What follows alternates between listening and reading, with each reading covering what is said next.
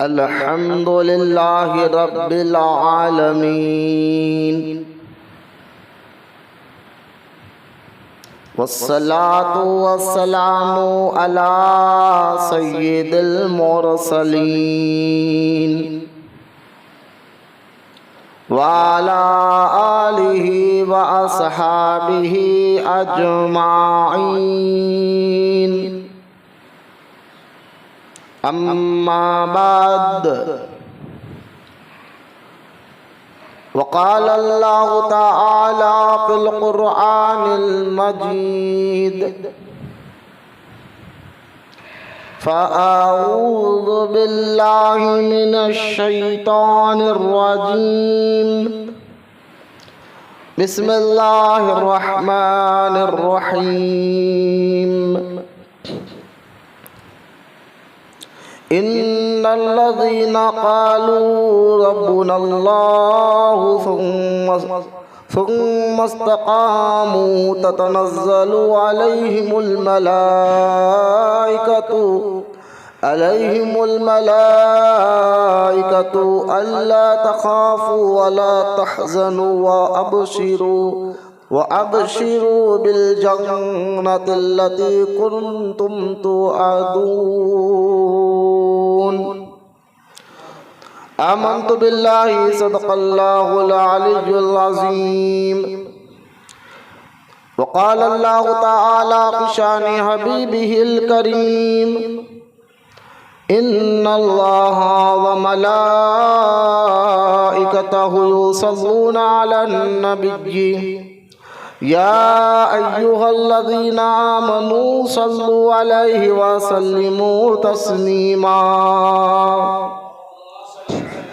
अल्लाहुम्मा सल्लि अला सय्यिदिना मौलाना मुहम्मद व अला आलिहि व सहबिहि अफ़ज़ल सलावातिका व अदद मालूमातिका व बारिक व सल्लिम सलातन व सलामन अलैका या रसूल अल्लाह सल्लल्लाहु तआला अलैहि व सल्लम।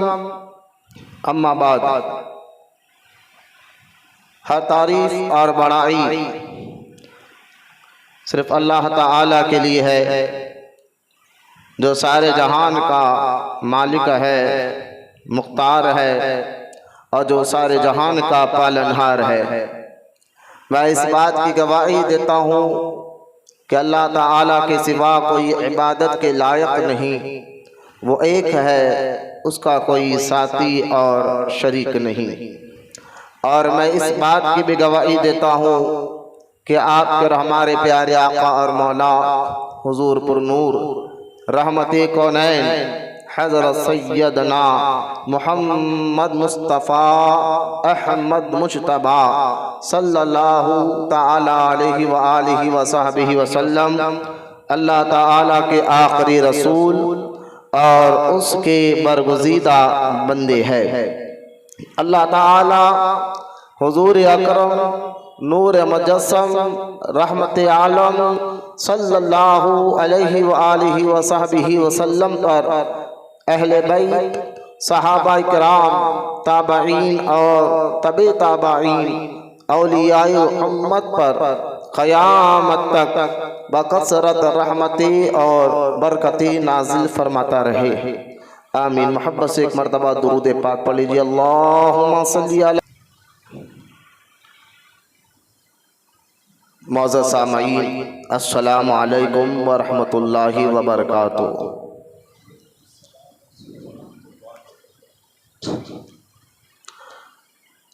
आज का ये मुबारक जुमा इंशाअल्लाह ताला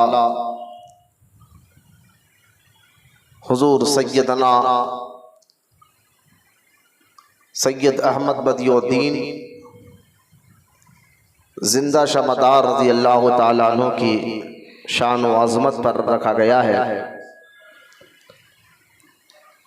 क़बल इसके कि हज़रत के शान व अज़मत के मुताल्लिक़ और आपकी ज़िंदगी के मुताल्लिक़ कुछ अहम बातें आपके सामने रखूँ।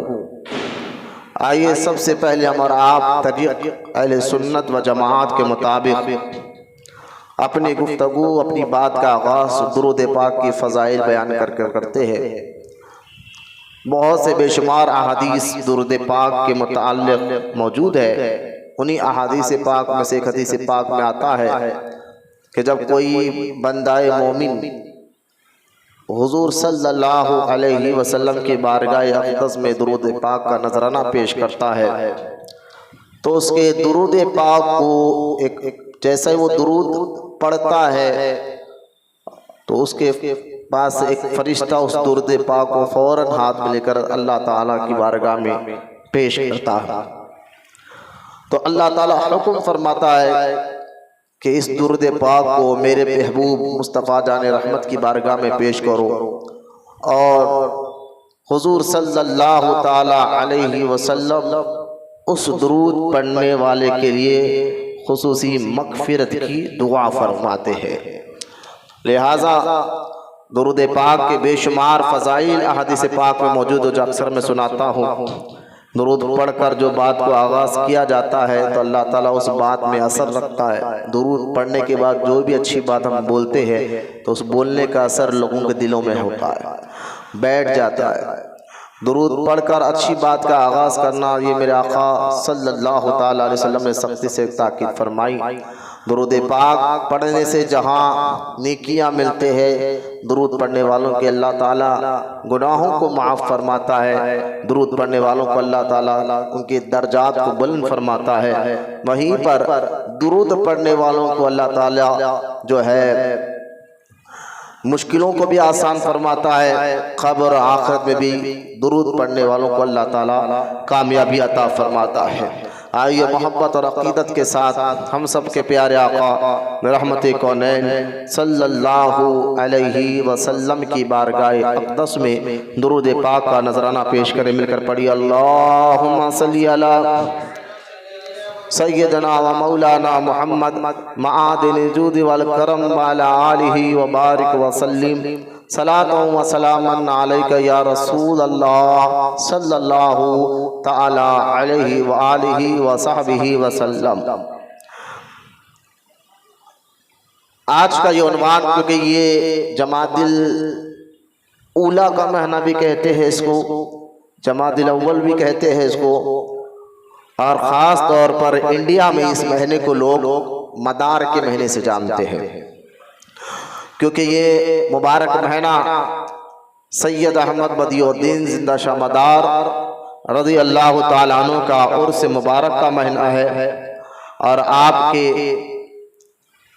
उर्स मुबारक की ये तारीख चल रही है जहाँ हज़ारों लाखों लोग इस वक्त यूपी के वो इलाका जिसको मक्खनपुर कहा जाता है, हज़ारों लाखों दीवानों का मजमा आज भी हज़रत की बारगाह में मौजूद है।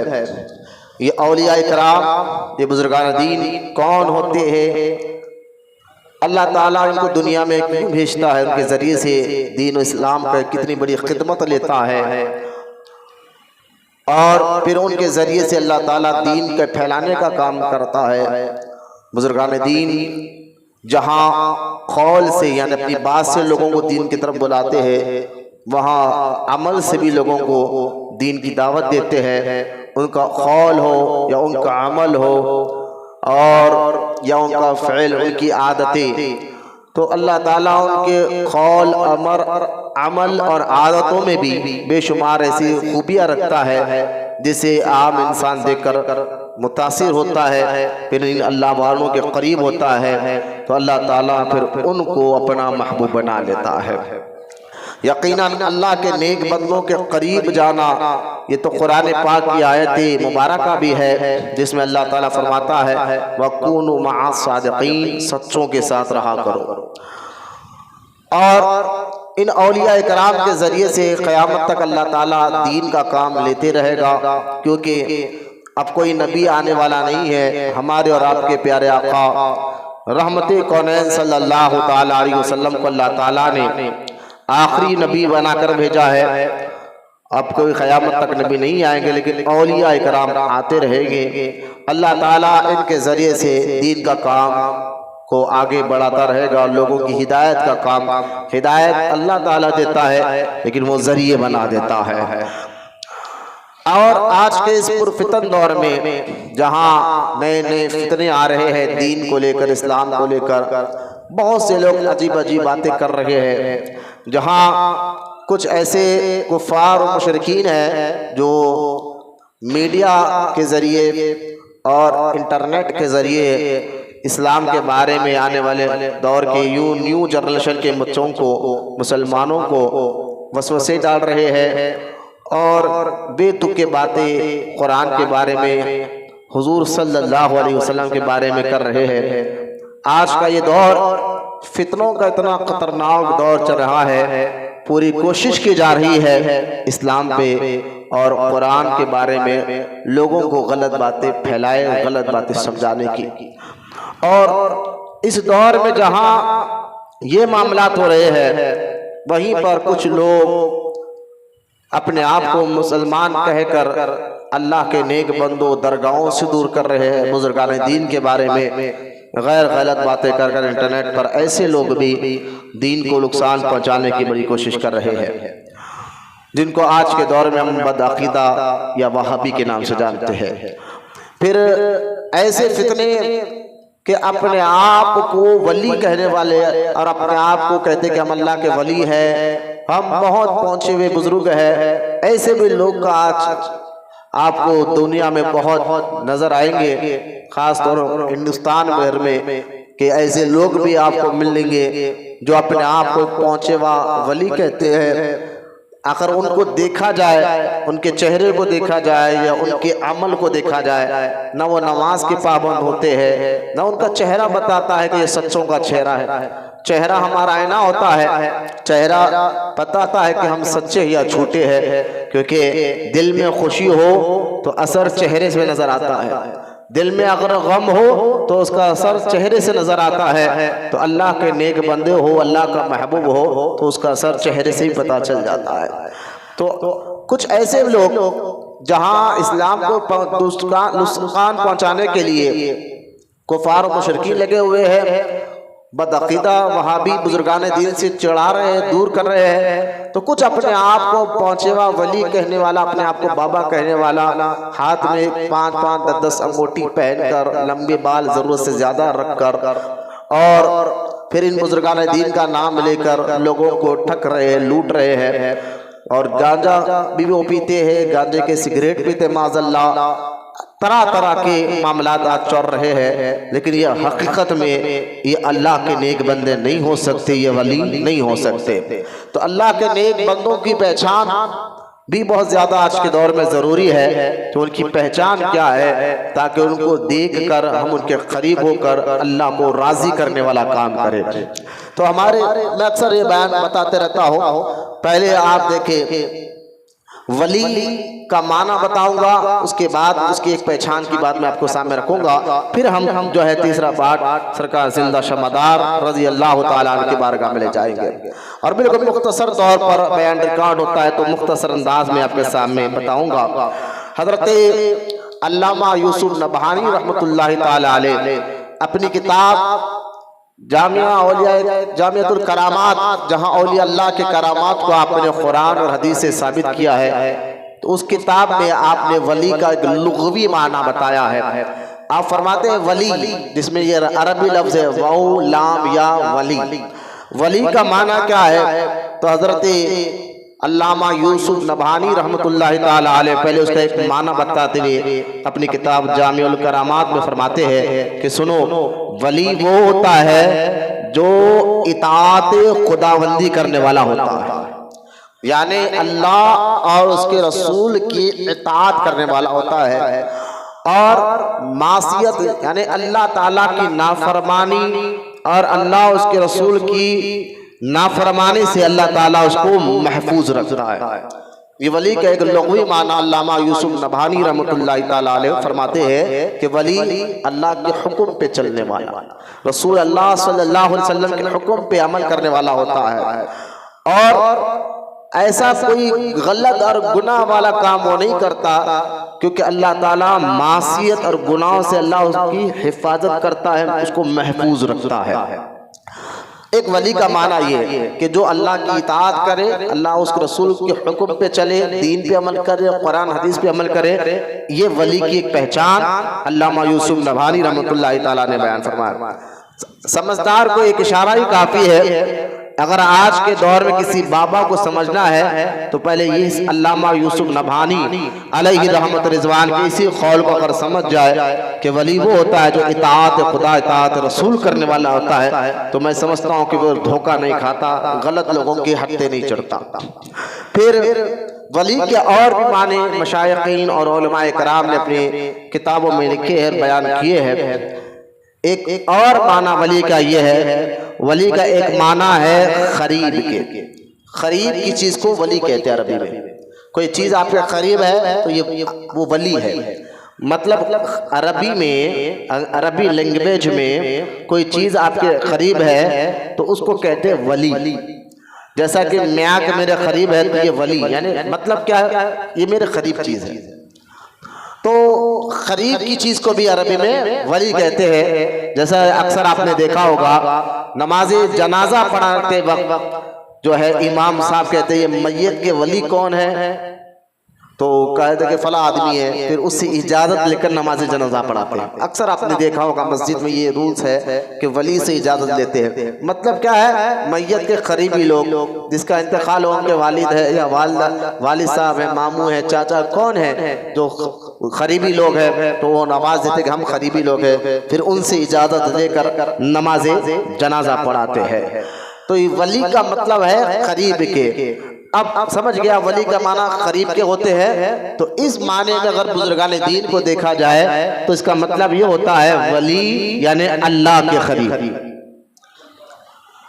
अल्लाह के करीब से मुराद क्या है, मतलब ये नहीं है कि माज़अल्लाह के अल्लाह ताला एक जगह बैठा हुआ है और हम उसके करीब जा रहे हैं, क्योंकि अल्लाह ताला जगह से पाक है, दूर नजदीक से पाक है, जिस्म जिस्मानियत से पाक है। हम उसके करीब जाए ये मतलब ये भी एक ऐसी चीज है कि हम उसको मान रहे कि वो उधर बैठा हुआ है, तो उधर इधर नीचे ऊपर दाएं बाएं से अल्लाह पाक है। कुरान तो कहता है कि अल्लाह तुम्हारे शारक से भी ज्यादा करीब है। तो इसका मतलब यह नहीं है कि वली अल्लाह के करीब यानी अल्लाह कहीं बैठा हुआ था माज़अल्लाह वहाँ वली उनके करीब हो गया, नहीं। मतलब ये है जो वली होता है वो अल्लाह ताला की रहमत के करीब हो जाता है।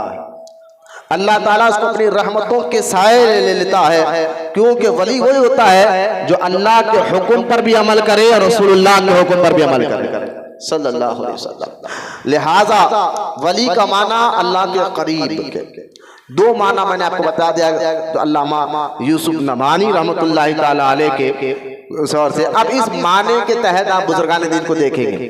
अल्लाह के नेक बंदों को अगर आप समझना चाहते हैं, पहचान करना चाहते हैं, तो अल्लामा यूसुफ नबहानी रहमतुल्लाहि ताला अलैह ने जो इरशाद फरमाया कि वली वो होता है कि वो खुदा और रसूल के हुक्म पे अमल करता है।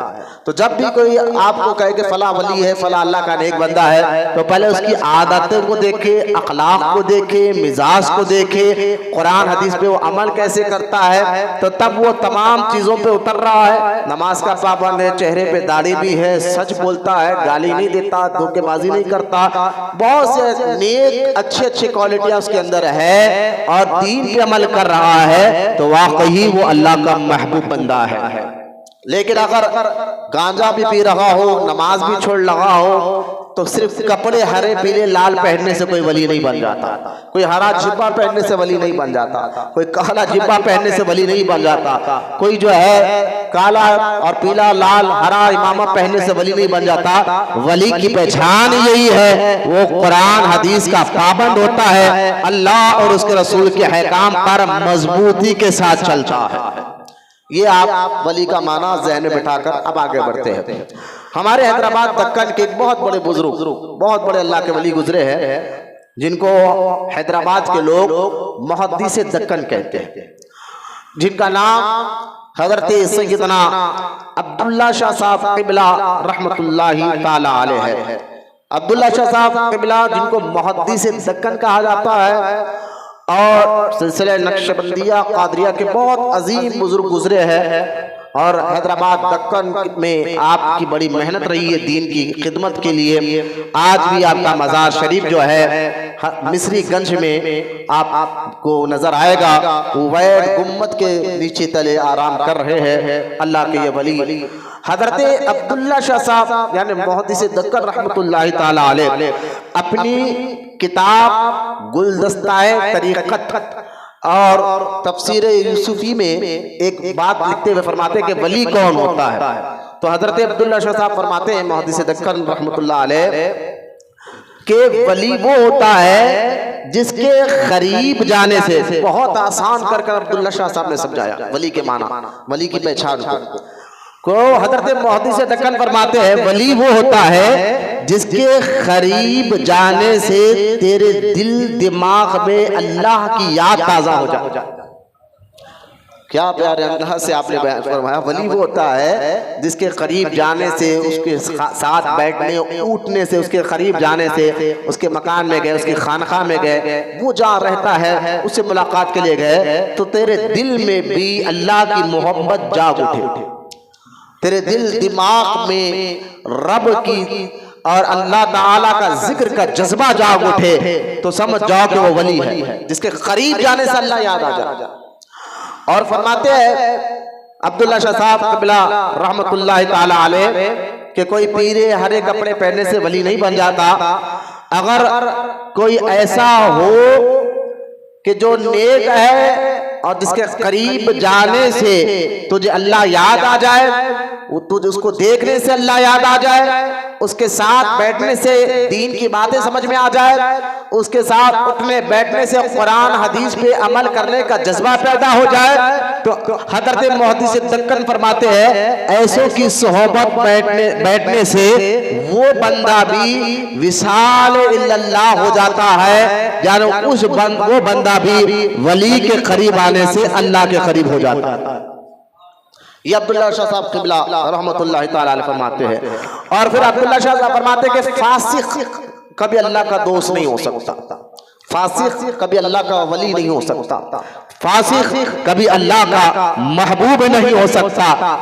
पहले आप समझे, अब्दुल्ला शाह साहब फरमाते हैं अगर कोई फासिक को ये समझेगा कि ये वली है और उसके करीब जाकर बैठेगा तो वो विसाल इल्लल्लाह यानी अल्लाह के करीब तो नहीं जा सकेगा, विसाल इल्ल शैतान, उसके करीब बैठने से वो शैतान के करीब हो जाएगा।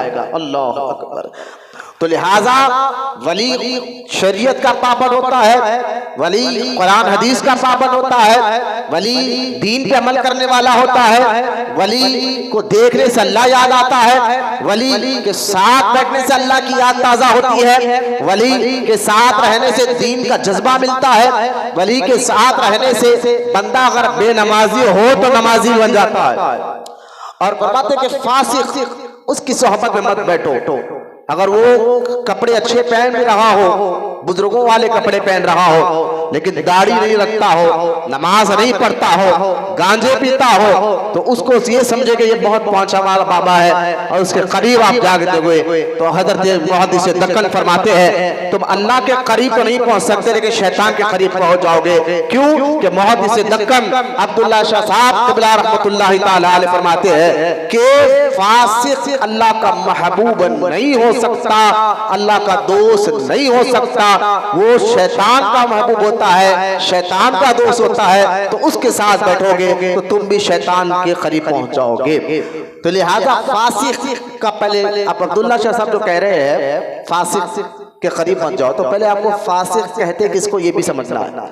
फासिक कहते हैं जो खुलेआम गुनाह करे, यानी पूरा मोहल्ला जानता कि ये नमाज नहीं पढ़ता, पूरे लोग जानते कि ये शराब पीता है, पूरे लोग जानते हैं गांजे के सिगरेट पीता है, पूरे लोग पूरा खानदान पूरा मोहल्ला जानता है कि दाढ़ी नहीं रखता, नमाज नहीं पढ़ता, झूठ बोलता है, गालियां देता है, लोगों को धोखा देता है, जमीनें हड़प लेता है। तो ये सारी तमाम के तमाम हरकतें जो खुल्लम खुल्ला लोगों को देखते हैं लोग। देखिए एक गलत काम करना, गुनाह करना एक होता है कि घर बैठे छुप कर करना, और एक होता है सबके सामने करना, पूरा मोहल्ला देखता है। तो सबके सामने जो गलत काम करे उसको फासिक कहते हैं, खुल्लम खुल्ला गुनाह काम करे।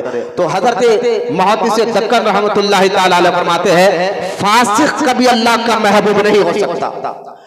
अगर कोई फासिक आदमी है, चेहरे पे दाढ़ी नहीं है, नमाज भी नहीं पढ़ता, आप जानते हैं, पूरा मोहल्ला जानता है, लेकिन समझ रहे कि हाथ में 10 अंगूठी पहन लेने से और सर पे एक पीला हरा शमला पहनने से कोई समझेगे कि आप, हाँ मैं इनके साथ बैठूंगा तो मेरी मुश्किल हल हो जाएगी, मैं इनके साथ बैठूंगा तो मैं भी जो है बड़ा पहुंचा हुआ बाबा बन जाऊंगा। तो हजरत मुहद्दिस दक्कन का कौल याद रखे कि फासिक कभी अल्लाह का वली नहीं हो सकता, जादूगर हो सकता है, शोबतेबाज हो सकता है, आपके दिल की बात बताकर आपको अपनी तारीफ कर सकता है, लेकिन अल्लाह का वली नहीं हो सकता। वली की पहचान क्या है? तो अब्दुल्ला शाह साहब फरमाते हैं, वली की पहचान वही है जिसको देखने से खुदा याद आ जाए, जिसके साथ रहने से अल्लाह याद आ जाए, जिसके साथ रहने से दिल में दिमाग में अल्लाह की याद ताजा हो जाए। ये है अल्लाह के वली। अब इसके बाद मैं आपको कुरान पाक की एक आयत मुबारका की तरफ लेकर चलता हूं। पहले मैंने आपको लुग़वी एतबार से वली का माना समझा, वली कहते किसको है, फिर आपको वली के बारे में हज़रत मुहद्दिस दक्कन का एक कौल आपके सामने सुनाया। अब ये आए कुरान की तरफ, क्योंकि कुरान हमारी रहनुमाई है। क़यामत तक मुसलमान दीन को समझना चाहता है, दीन को हासिल करना चाहता है, दीन क्या है, इस्लाम क्या है, तो मुसलमान के लिए ये समझने के लिए अल्लाह ताला ने 4 जरिए आज भी रखे और वो जरिए क़यामत तक रहेंगे। 4 जरिए जिसके जरिए से दीन समझ सकते हैं, इस्लाम समझ सकते हैं। उनमें सबसे पहला जरिया कुरान है, और दूसरा हदीस पाक है, तीसरा इजमाए सहाबा है, और चौथा क़यास है। तो इंशाअल्लाह कभी शाबान मुअज़्ज़म का महीना आता है, इसकी 4 चीजों की अलग अलग डिटेल आपके सामने रखूंगा। तो आइए पहले मैं आपको कुरान, क्योंकि कुरान के जरिए हम दीन समझते हैं, इस्लाम समझते हैं, तो आइए कुरान जहां देखिए, अगर हम पूरे कुरान को देखें, जो मैं बाहर बैठ जाओ, मस्जिद की आदब सिखाओ बच्चों को, जहां कुरान के जरिए हम दीन समझना चाहते हैं, इस्लाम समझना चाहते हैं, तो कुरान के बारे में एक बात याद रख ले आप, कुरान अल्लाह ताला का कलाम है, और कुरान क़यामत तक के मुसलमानों के लिए हिदायत का काम करता है, आज के दौर के लिए नहीं, क़यामत तक के लिए। एक बात। और दूसरी बात यह है कि अगर हम पूरे कुरान को समझना चाहे कि कुरान हमें कहता क्या है, कुरान हमें समझाना क्या चाहता है, कुरान हमें क्या टॉपिक देना चाहता है, तो अगर हम पूरे कुरान को देखा जाए तो कुरान में 3 चीजें आपको समझ में आएगी। एक, कुरान अकीदा सिखाता है, अल्लाह पर यकीन कैसे रखना है, जन्नत पर, फरिश्तों पर, दोज़ख पर, नबियों और रसूलों पर। और दूसरा, कुरान के अहकाम को समझना चाहे तो एक कुरान अकीदा सिखाता है, दूसरा कुरान अहकाम की बात करता है, हलाल हराम, नमाज रोजे इबादत की बात करता है, और तीसरा कुरान में अल्लाह ताला ने बहुत से अपने नेक बंदों के वाक़ियों का भी जिक्र किया।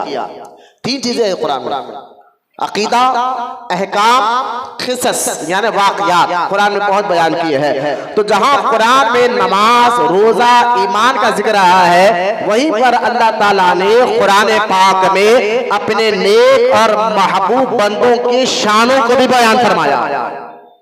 तो अगर कोई वहाबी कहे कि आप क्या गौसे पाक के बारे में तारीफ करते हैं, क्या गरीब नवाज के बारे में तारीफ करते हैं, आज भी जुमा का दिन आप जिंदा शमदार की टॉपिक लेकर बैठ गए हैं, तो आप उनको कहना अल्लाह के नेक महबूब बंदों की शान, उनकी अजमत, उनका मुकाम, उनका मर्तबा बयान करना, ये अल्लाह ताला की सुन्नत है। आइए आप कुरान, अल्लाह के नेक बंदों के बारे में कुरान क्या कहता है। ये कुरान पाक सूरह हामीम सजदा वाली सूरा है, सूरह हामीम सजदा, और आयत नंबर 30 है।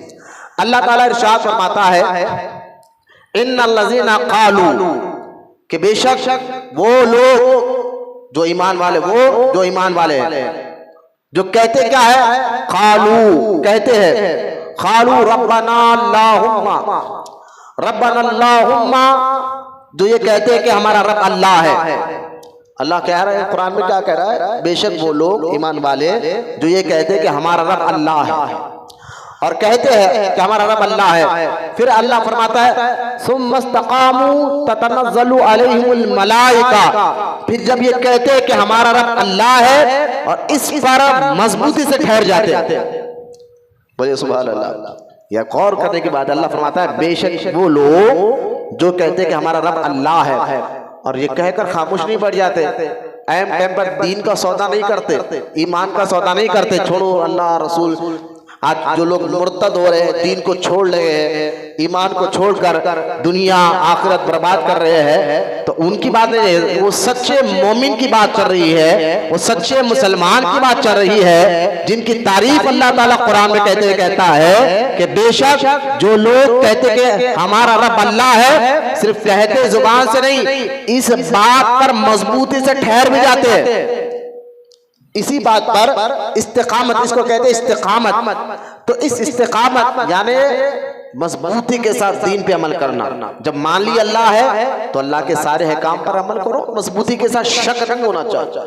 अल्लाह पर, रसूल पर, फरिश्तों पर, जन्नत पर, दोज़ख पर, मरने के बाद उठना है, कब्र में जाना है, आखिरत में जो अल्लाह को कहता है हम मानते हैं, तो इन तमाम बातों पर जो अल्लाह ने बयान किया वो शक भी नहीं लगता।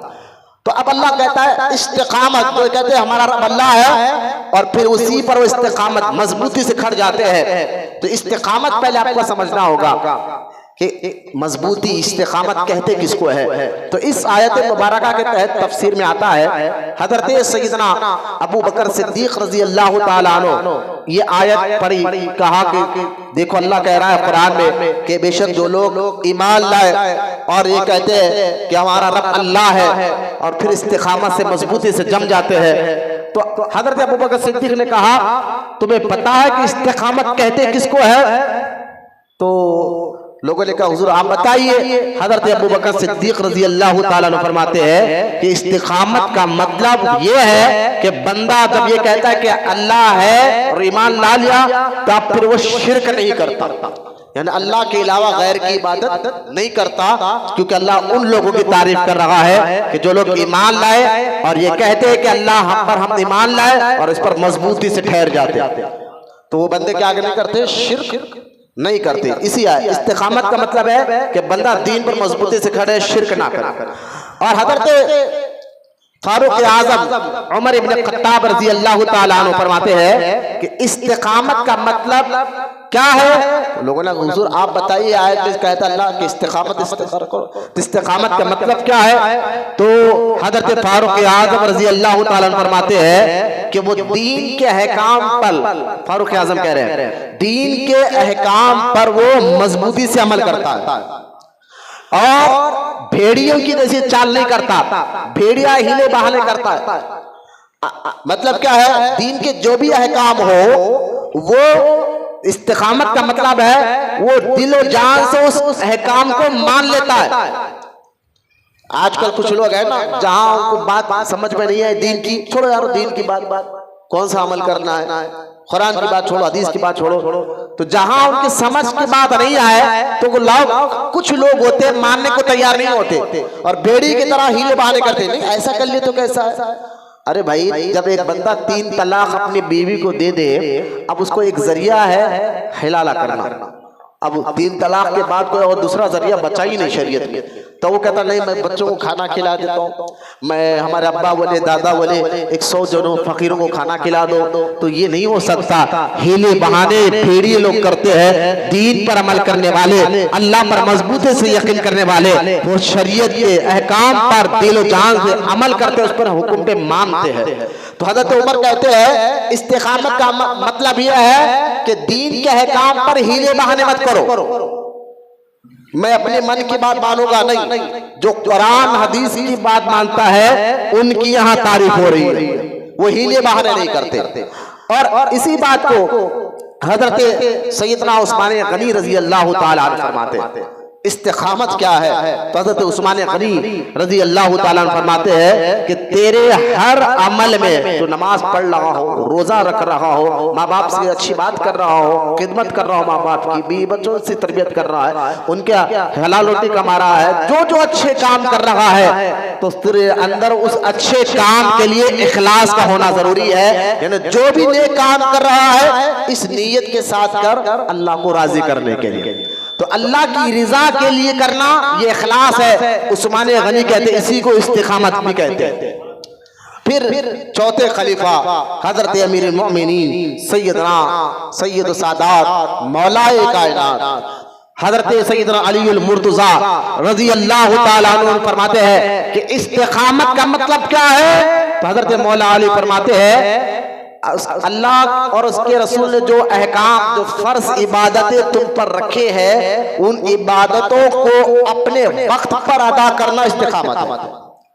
बोले वहां बस सुभान अल्लाह। यानी अल्लाह के अहकाम, नमाज का टाइम हो गया, जो नमाज वक्त पर रखे, वक्त छोड़कर पढ़ना, कज़ा करके पढ़ना। मौला अली कहते हैं इस्तिकामत का मतलब है अल्लाह के अहकाम, उसकी इबादतें जो अल्लाह ताला ने वक्त बताया उसी वक्त पर अदा करने का नाम इस्तिकामत है। लिहाजा यहाँ अब देखे इस्तिकामत का मतलब समझ गए। अब कुरान क्या कहता है? बेशक जो लोग कहा कि हमारा रब अल्लाह है और इस पर इस्तिकामत से खड़ गए। अब इस्तिकामत का मतलब मैंने आपको चारों खुलफा के कौल से बता दिया।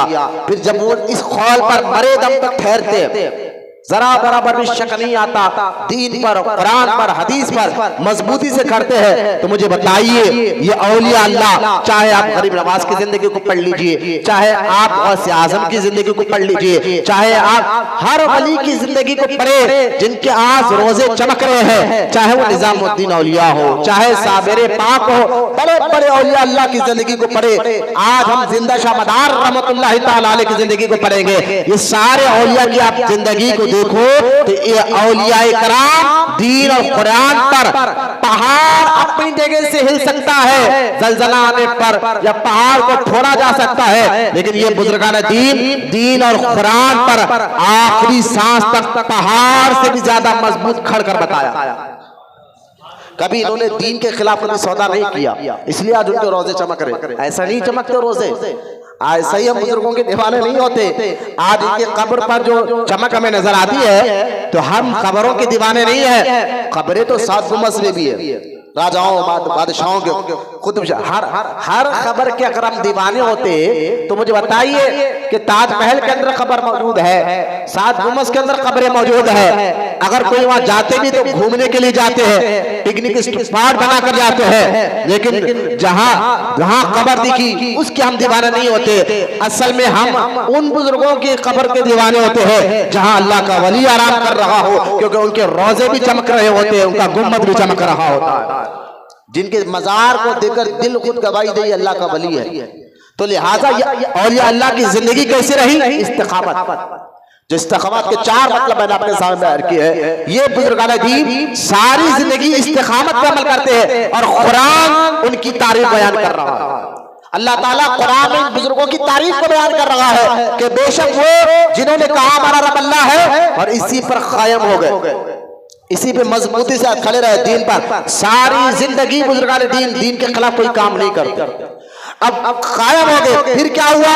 तो अल्लाह कुरान में फरमाता है जो इसी पर कायम हो गए तो अल्लाह फरमाता है ततनज़्ज़लु अलैहिल मलाइका, और जब ये दुनिया से जाते हैं तो अल्लाह ताला उनके ऊपर फरिश्तों को भेजता है।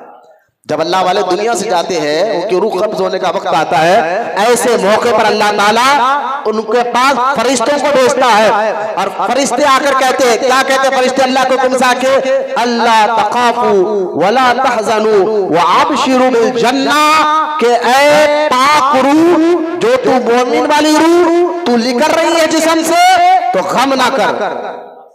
अल्लाह के हुक्म से फरिश्ता आके क्या कहते हैं? रूह को गम ना कर, आके कहते हैं ना डर ना गम कर और खुश हो जा, खुश हो जा।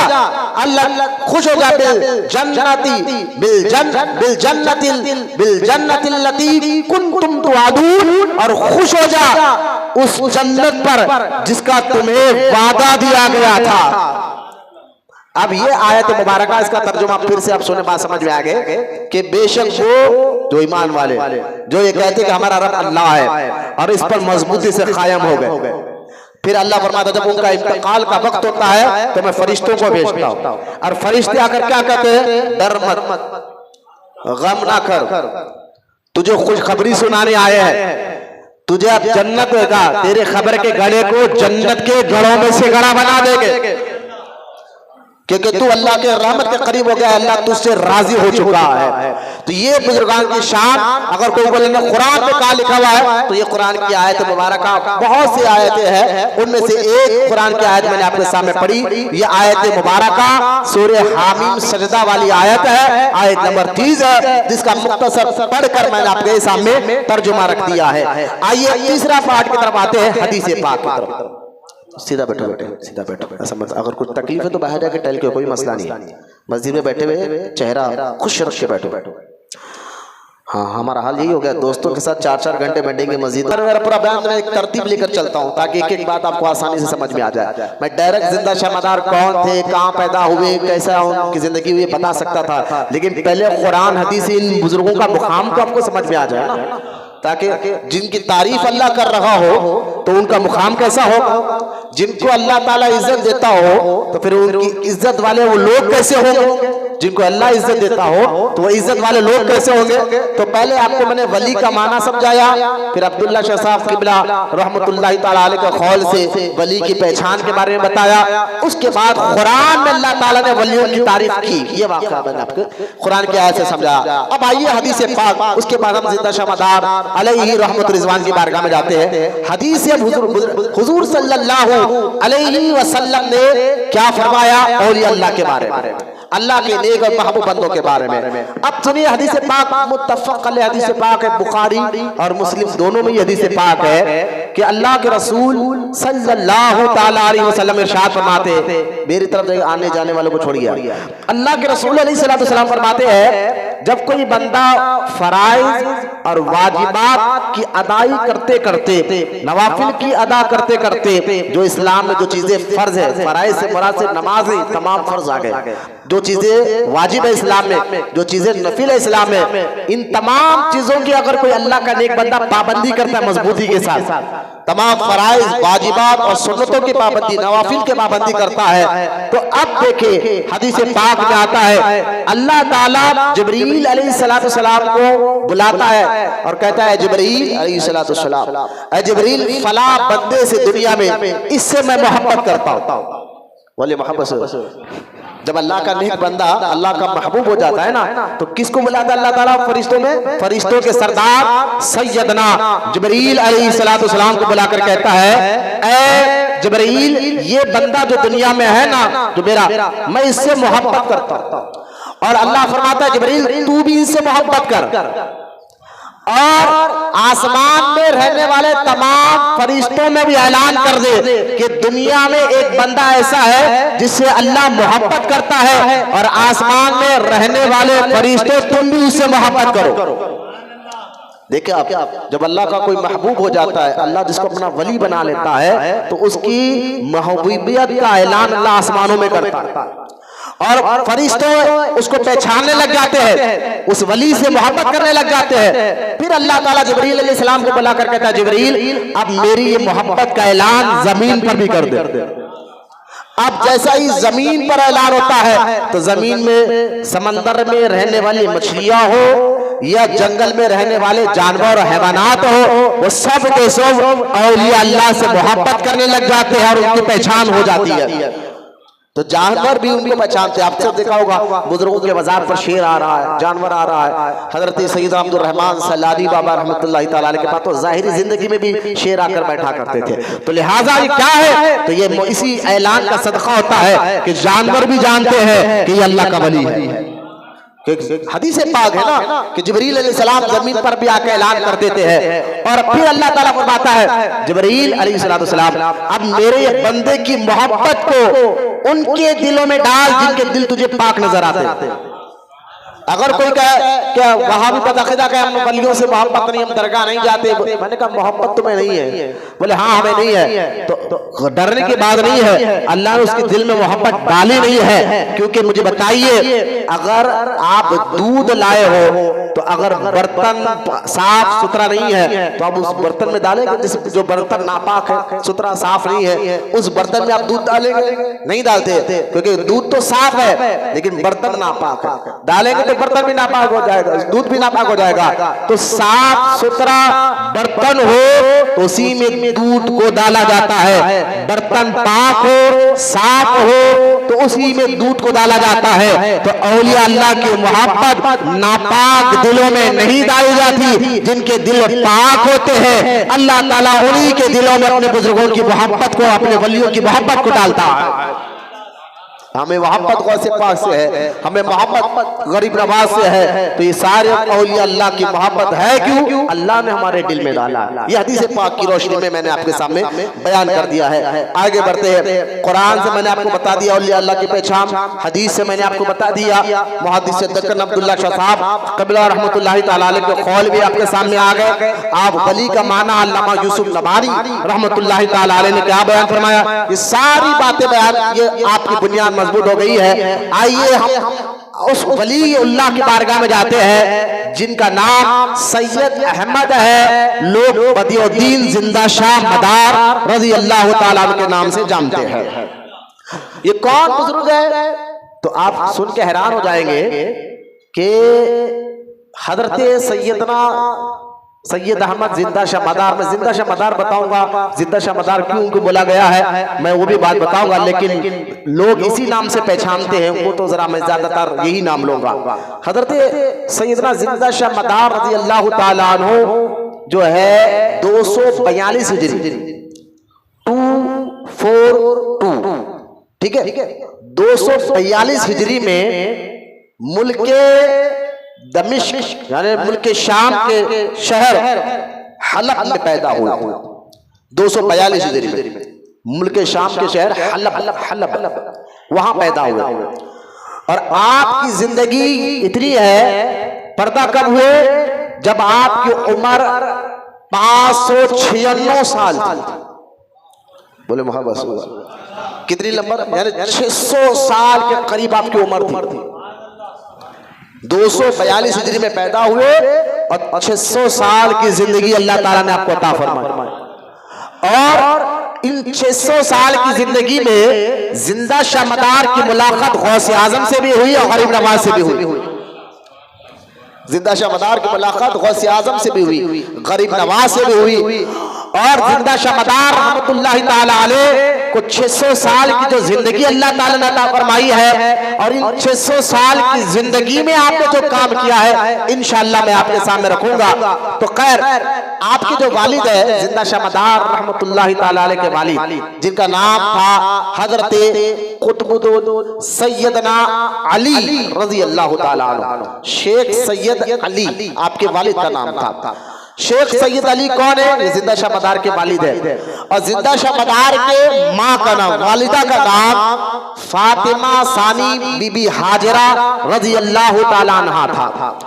यानी जिंदा शाह मदार के वालिद का नाम सैयदना अली था और माँ का नाम फातिमा सानी था रज़ी अल्लाह ताला अन्हा। और आप जिंदा शाह मदार अपने वालिद की तरफ से औलाद में आते हैं इमाम हुसैन की, और आपके वालिदा सैयदा फातिमा सानी जिनका नाम बीबी हाजरा था, वो माँ की तरफ से आपका शिजरा जाता है सैयदना इमाम हसन पाक रज़ी अल्लाह ताला अन्हु। इस तरीके से सो रहे क्या, देखो जाओ बेटे थोड़ा मुंह पे पानी मार लेके। नजीफुत तरफैन सैयद है।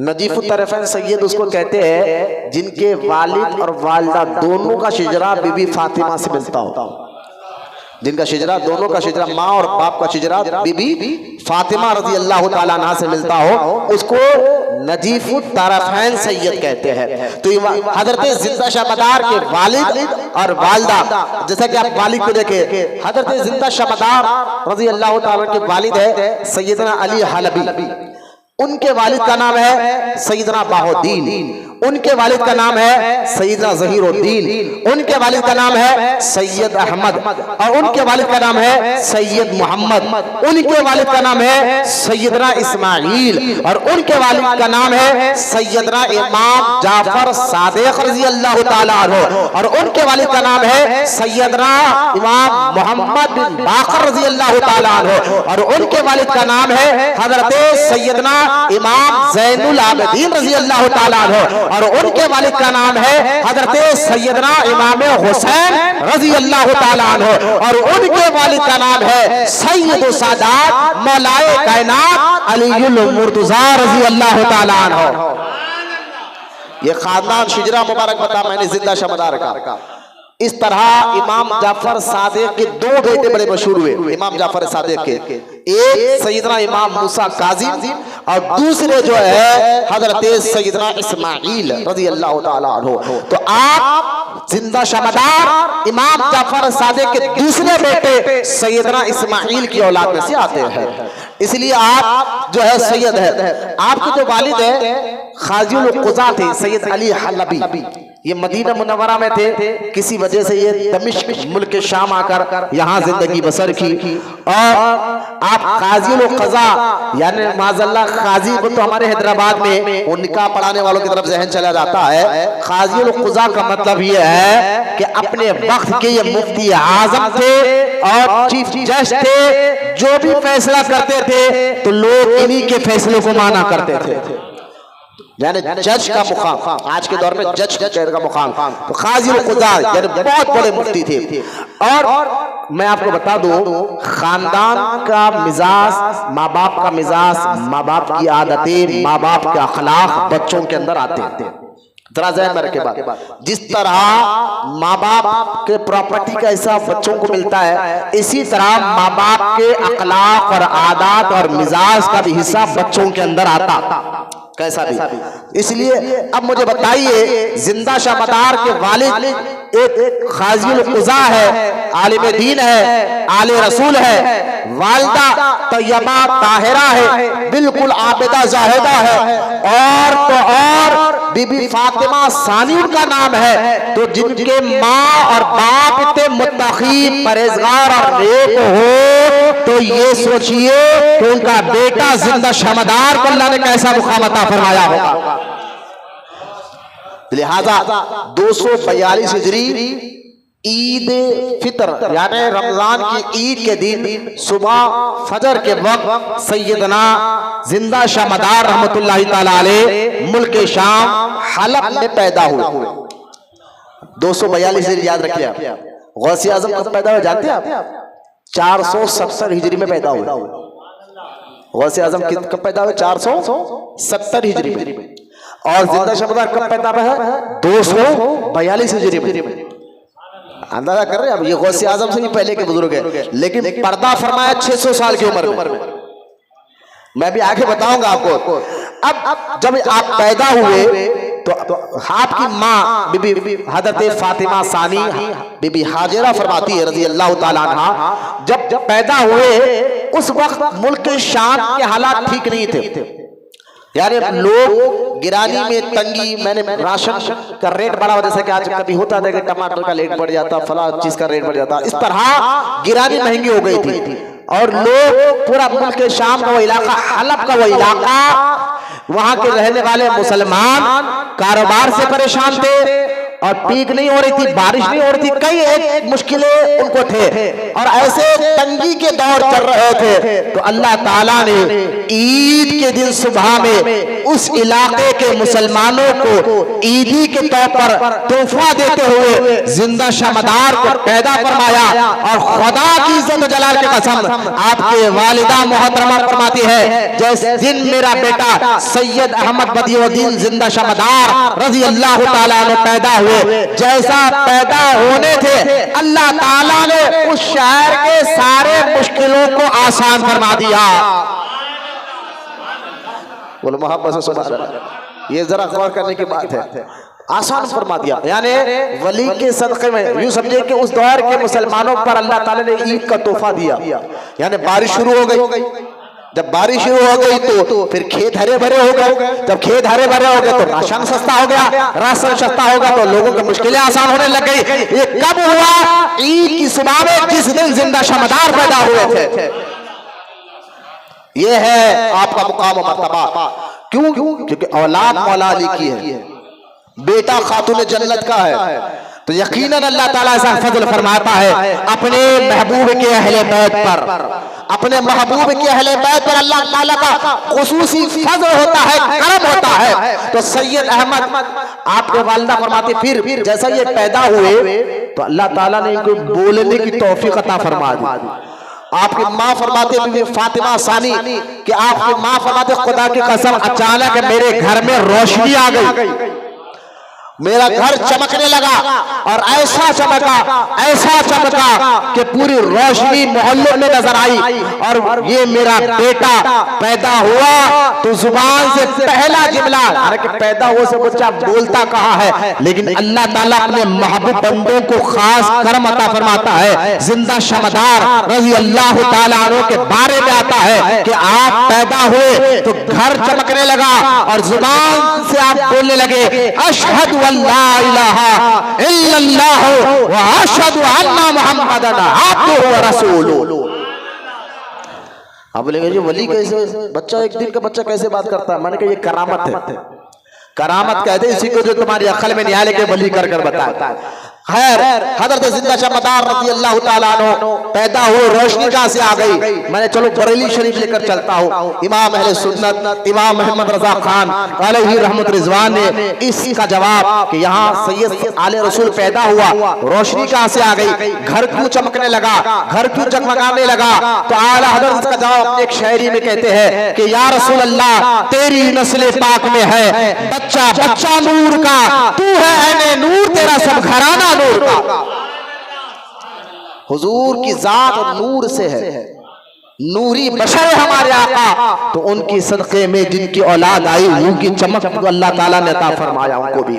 तो खैर और आपके वालिद साहब फरमाते जिस दिन मेरा बेटा सैयद अहमद पैदा हुआ उसी दिन ख्वाब में मैंने अल्लाह के रसूल अलैहिस्सलाम को देखा और दीगर सहाबा को देखा, खुद मेरे जद मौला अली को देखा और मेरे जद खातून जन्नत को देखा और वो कहने लगे ऐ अली मुबारक हो, अल्लाह ताला तुझे बहुत बड़ा बेटा उस जिसका मुकाम बहुत ऊंचा होगा, लोग उसको खुतबुल मदार के नाम से जाने गए।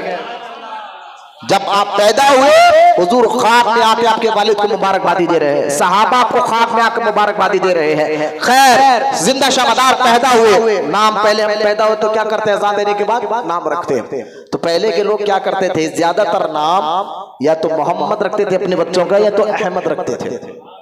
क्यों रखते थे उसकी वजह भी है, ज्यादातर लोग आप देखें या तो मोहम्मद या तो अहमद। सरकार अलैहिस्सलाम फरमाते हैं अल्लाह ताला को जो नाम पसंद है, अब्दुल्ला ये अल्लाह को ये बहुत पसंद है ये नाम, अब्दुल रहमान ये भी अल्लाह को बहुत पसंद है नाम, अब्दुल जब्बार ये भी अल्लाह को बहुत पसंद नाम है, अब्दुल्ला अब्दुल रहमान अब्दुल करीम। और फिर आगे फरमाते हैं अल्लाह के रसूल अलैहिस्सलाम तुम लोग अपने बच्चों के नाम मेरे नाम पर रखो, वो इसलिए कि जो मेरे नाम पर अपने बच्चे के नाम रखते हैं या मोहम्मद या अहमद रखते हैं तो क़यामत के दिन अल्लाह ताला उसको बख्शिश फरमा कर जन्नत में दाखिल फरमाएगा। ये नामों की बरकत भी लेकर चलिए। आज हमको तो लेटेस्ट नाम चाहिए, फिल्मी नाम या सीरियल वाले नाम चाहिए, पता नहीं। हाँ ऐसा होता है अक्सर, हम तजुर्बेकार लोग हमारे पास आते, मौलाना हमारा बच्चा पैदा हुआ था नाम रखे, जब हम ये नाम बताते नहीं जरा ये ओल्ड हो गया, मैंने कहा भाई तौबा करो, नहीं रखना अलग बात है, लेकिन ये ओल्ड हो गया पुराना हो गया ऐसा नहीं। इस नाम की बरकतें तुम्हें क्या मालूम, इस नाम का असर तुम्हें क्या मालूम। सरकार ने फरमाया अगर तुम लोग खाना खा रहे हो और उस खाना खा रहे दस्तरखान पर मेरा नाम का एक बंदा भी बैठा हो जिसका नाम मोहम्मद हो, तो खाना खा रहे हो और खाना खाते खाते वहां पर एक बंदा बैठा हो जिसका नाम मोहम्मद हो, तो उस नाम की बरकत से अल्लाह ताला उस रिस्क में बरकत दाखिल फरमा देगा। ये नाम की क्या बरकत है आपको क्या बताऊं कि अल्लाह ताला मोहम्मद और अहमद नाम को बहुत पसंद फरमाता है। तो बुजुर्गान दिन क्या करते थे, अपने बच्चों का नाम या तो मोहम्मद रखते थे या अहमद रखते थे। तो जिंदा शाहमदार का नाम सैयद अहमद रखा गया। अब आप देखिए फिर आपको जिंदा शाहमदार क्यों कहा गया, तो असल में आपके जो वालिद है सैयदना शेख अली हलबी रजी अल्लाह ताला अन्हु, आप फरमाते कि मेरे एक बच्चा पैदा हुआ, कुछ दिन के बाद इंतकाल कर दिया, दूसरा बच्चा पैदा हुआ, कुछ दिन के बाद इंतकाल कर गया, तीसरा बच्चा पैदा हुआ, कुछ दिन के बाद इंतकाल कर दिया। तो सैयदना अली हलबी जो जिंदा शबदार के वालिद है, जो औलाद है इमाम हुसैन रजी अल्लाह ताला अन्हु की, वो फरमाते हैं मैंने जब चौथे बच्चे का मुझे खबर मिली तो अल्लाह ताला की बारगाह में गिड़गिड़ा कर दुआ की, या अल्लाह 3 तो बच्चे मैंने तेरी राह में दे दिया है, लेकिन एक बच्चे को तो हयात दे दे, लंबी उम्र दे दे। गिड़गिड़ा कर जब आपके वालिद मोहतरम सैयदना अली हलबी रजी अल्लाह ताला अन्हु ने दुआ की तो अल्लाह ताला ने उसी वक्त आप पे इल्का किया, ऐ अली हलबी हमने तुम्हारी दुआ को कबूल किया और ये आने वाले बच्चे को हम इतनी लंबी उम्र देंगे, इतनी लंबी उम्र देंगे, लोग हैरान हो जाएंगे और लोग उनको कहेंगे ये तो जिंदा वली है, और जब दुनिया से जाएंगे तो इनके लोग जिंदा शाह मदार के नाम से जानेंगे। आप देखें जैसा ये ख्वाब में बयान हुआ था, ऐसा ही आपकी उम्र 600 साल हुई, जिंदा शाह मदार की उम्र 600 साल, इतनी लंबी उम्र अल्लाह ताला ने दुआ। और यहाँ पर यह भी मालूम हुआ कि बच्चे अपने माँ बाप से दुआ कराए, माँ बाप की दुआ बच्चों के हक में सरकार दो आलम अलैहिस्सलाम ने इरशाद फरमाया कि जैसा नबी अपनी उम्मत के लिए दुआ करता है, एक नबी अपनी उम्मत के लिए दुआ करता है और उसकी दुआ को अल्लाह उम्मत के हक में फौरन कबूल करता है, ऐसा ही जब माँ या बाप अपने बच्चे के लिए दुआ करते हैं तो अल्लाह उनकी दुआ को फौरन कबूल फरमा लेता है। तो बाप अगर जिनके अल्लाह हयात रखा, जिनको अल्लाह जिंदगी रखा, तो आपको किसी मौलाना के पास जाकर दुआ कराने की जरूरत नहीं है, किसी पीर के पास, भाई पीर का अदब जरूरी है, आलिम का अदब जरूरी है। समझाने के लिए एक बात कह रहा हो कि माँ बाप को नाराज कर कर कहीं पर भी दुआ करो, अल्लाह की बारगाह में कबूल नहीं होती। हाँ, अगर माँ बाप दुआ कर दे तो अल्लाह ताला बड़ी से बड़ी मुश्किल तुम्हारे लिए आसान फरमा देता है। हजरत सैयदना अली हलबी ने अपने बेटे के लिए दुआ फरमाई, आप देखो उस दुआ का असर क्या हुआ, 600 साल की जिंदगी अल्लाह ने अता फरमाया। लिहाजा फिर आपकी उम्र सैयदना अहमद बदियुद्दीन, आपको कुतुबुल मदार भी कहते हैं, कुतुबुल, ये जुमला सुनिए आप, कुतुबुल मदार।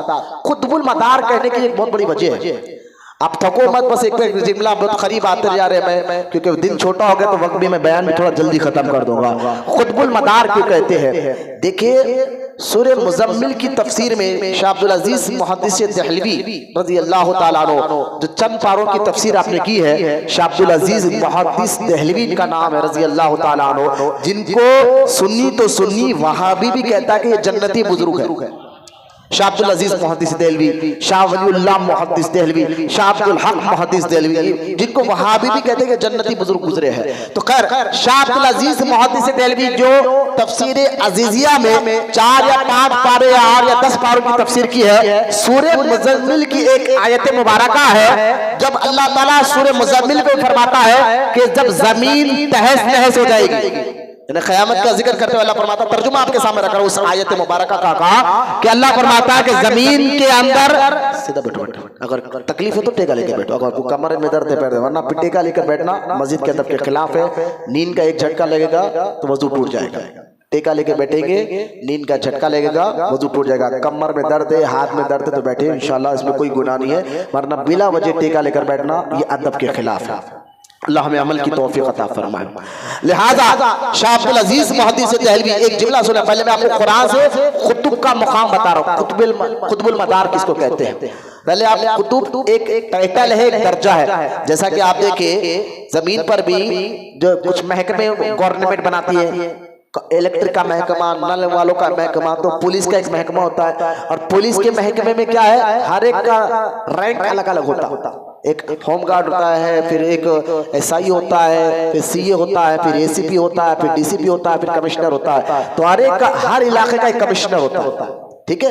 तो इसी तरह जिस तरह दुनिया की मिसाल लेकर आपको समझा रहा हो, पुलिस का जैसा एक महकमा होता है और वो महकमा के जरिए से क्राइम को कंट्रोल किया जाता है, इसी तरह अल्लाह ताला अपने महबूब की उम्मत में कुछ ऐसे औलिया अल्लाह को क़यामत तक जमीन पर रखेगा, जमीन पर रखेगा, जिनके जरिए से अल्लाह ताला अहले ईमान की मुश्किलों को आसान फरमाएगा, अहले ईमान की मुश्किलों को आसान फरमाएगा। तो उनमें भी रैंक होते, बुजुर्गों में भी क्या होते हैं? रैंक। जिस तरह पुलिस के महकमे में रैंक है ना, इससे बुजुर्गों में कोई जो है ना उक़बा होता है, एक रैंक है उक़बा, नुजबा, औताद, अब्दाल, कुतुब।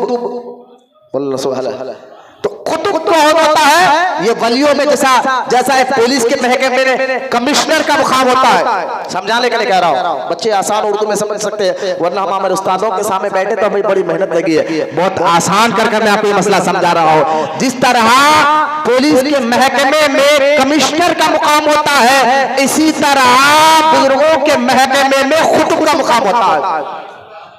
जिस तरह एक कमिश्नर की पूरा पुलिस का महकमा बात सुनता है, इस तरह एक कुतुब की बात सारे वली सुनते हैं।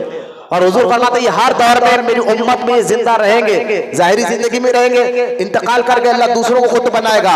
लिहाजा अब गौर करें कि इसका सबूत जो है तफसीर अजीजिया में आया है, सूरह मुज़म्मिल की आयत में शाह अब्दुल अजीज मुहद्दिस देहलवी फरमाते हैं, अल्लाह जो कुरान में कहता है ना कि जमीन तहस नहस हो जाएगी, मतलब क्या होगा? मतलब यह है कि अल्लाह ताला क़यामत के करीब तमाम कुतुब अब्दाल को दुनिया से उठा लेगा।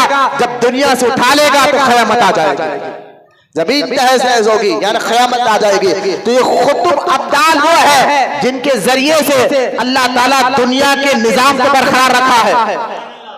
इससे बढ़ के और क्या बताओ? तो आप गौर करें, खुतुब एक रैंक का नाम है जो बुजुर्गों में कमिश्नर का मुकाम रखता है। और कमिश्नर में इख्तियार होता है ना, किस पुलिस वाले को रखना है या नहीं रखना है, रखना है, निकालना है, ड्यूटी पे चढ़ाना है, नहीं चढ़ाना है, इतना इख्तियार तो एक कमिश्नर को होता है ना। इसी तरह खुतुब को इख्तियार होता है कि किसकी विलायत रखना है नहीं रखना है। लेकिन एक होता है खुतबुल मदार, ये तो खुतुब मैंने कह रहा हूं, एक होता है खुतबुल मदार या खुतबुल अख्ताब या खुतबुल आलम।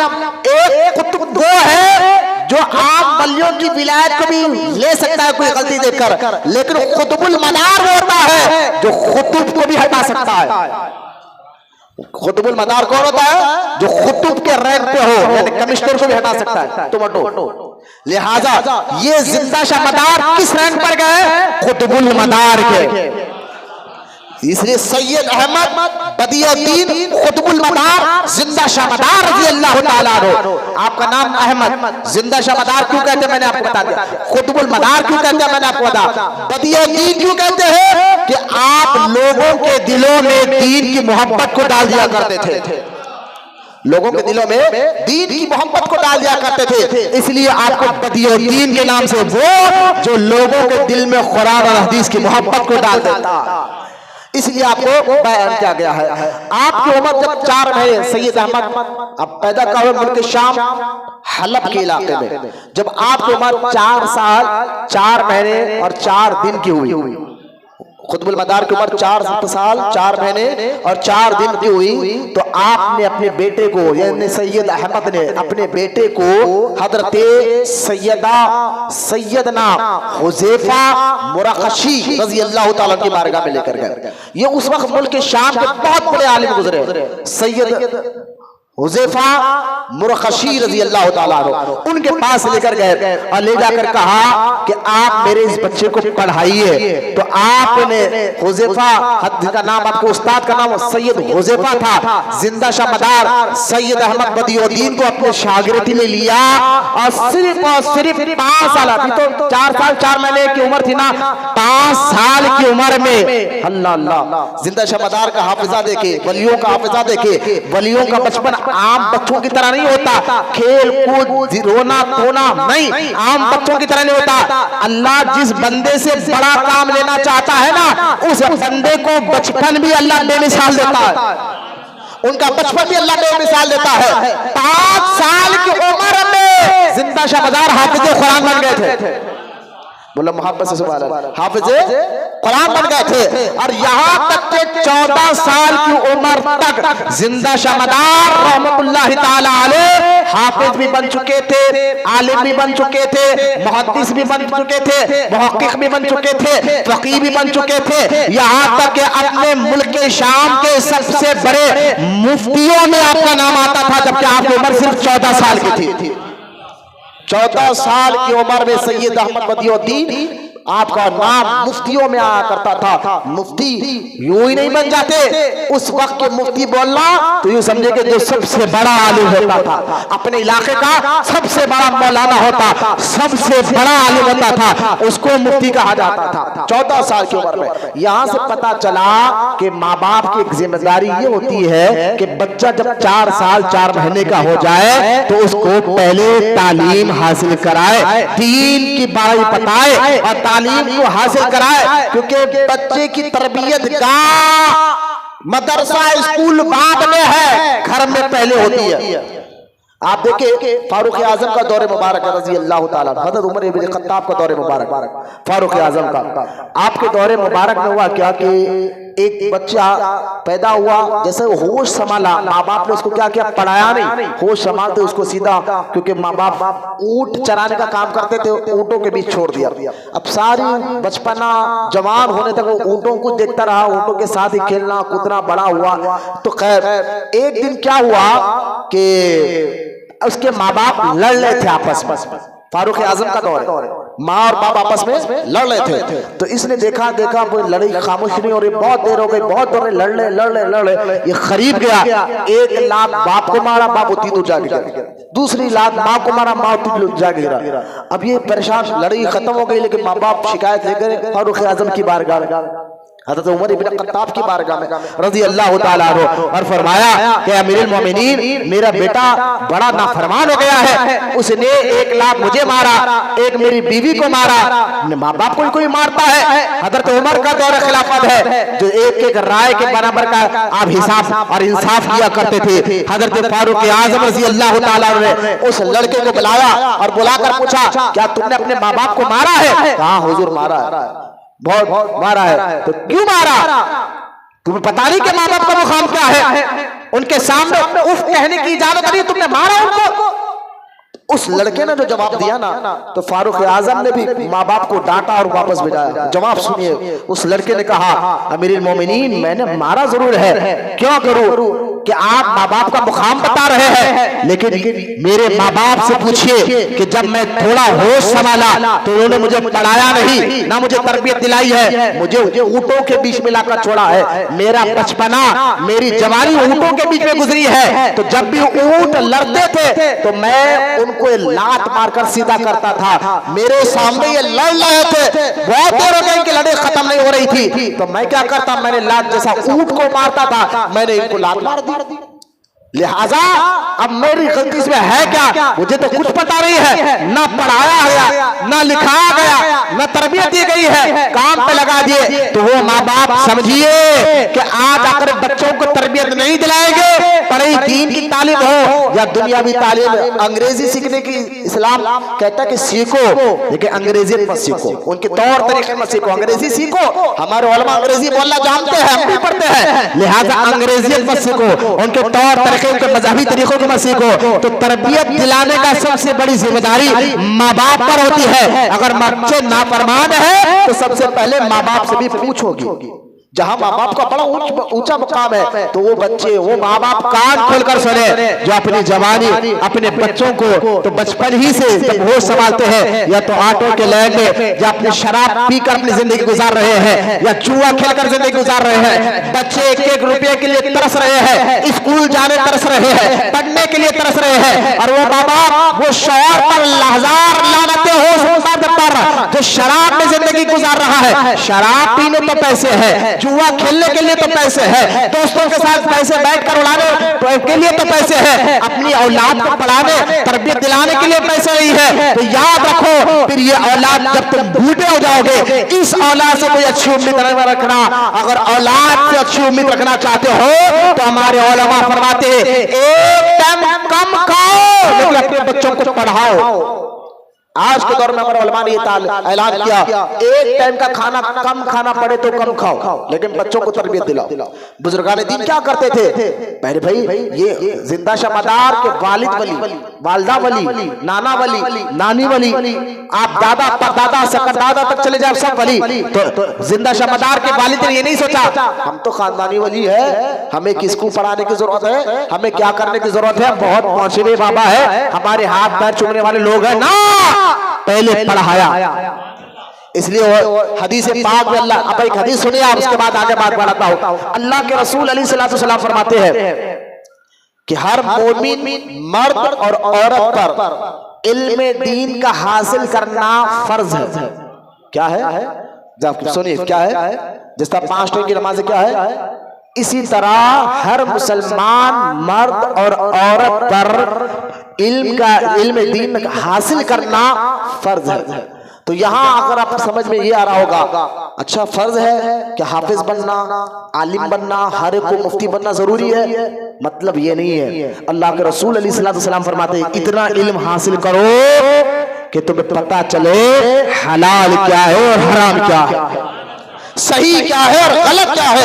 इतना इल्म हासिल करना हर मुसलमान मर्द पर भी फर्ज है, औरत पर भी फर्ज है, मर्द पर भी फर्ज है और औरत पर भी फर्ज है। और सुनिए हजरत सरकार मदीना अलैहिस्सलाम एक और हदीस पाक में फरमाते हैं, सरकार फरमाते हैं या तो तुम आलिम बनो, जिमला सुने हुजूर का, हुजूर फरमा रहे अलैहिस्सलाम या तो तुम क्या बनो, आलिम बनो।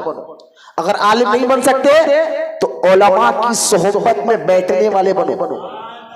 अगर आलिम नहीं बन सकते तो उलमा की, तुम्हारे दोस्त जिसके साथ उठना बैठना है, जिसको तुम अपना यारी कहते हो, वो तुम्हारे जुवारी ना हो, शराबी ना हो, जानी ना हो, दुनिया बाज ना हो, आलिम उलमा हो।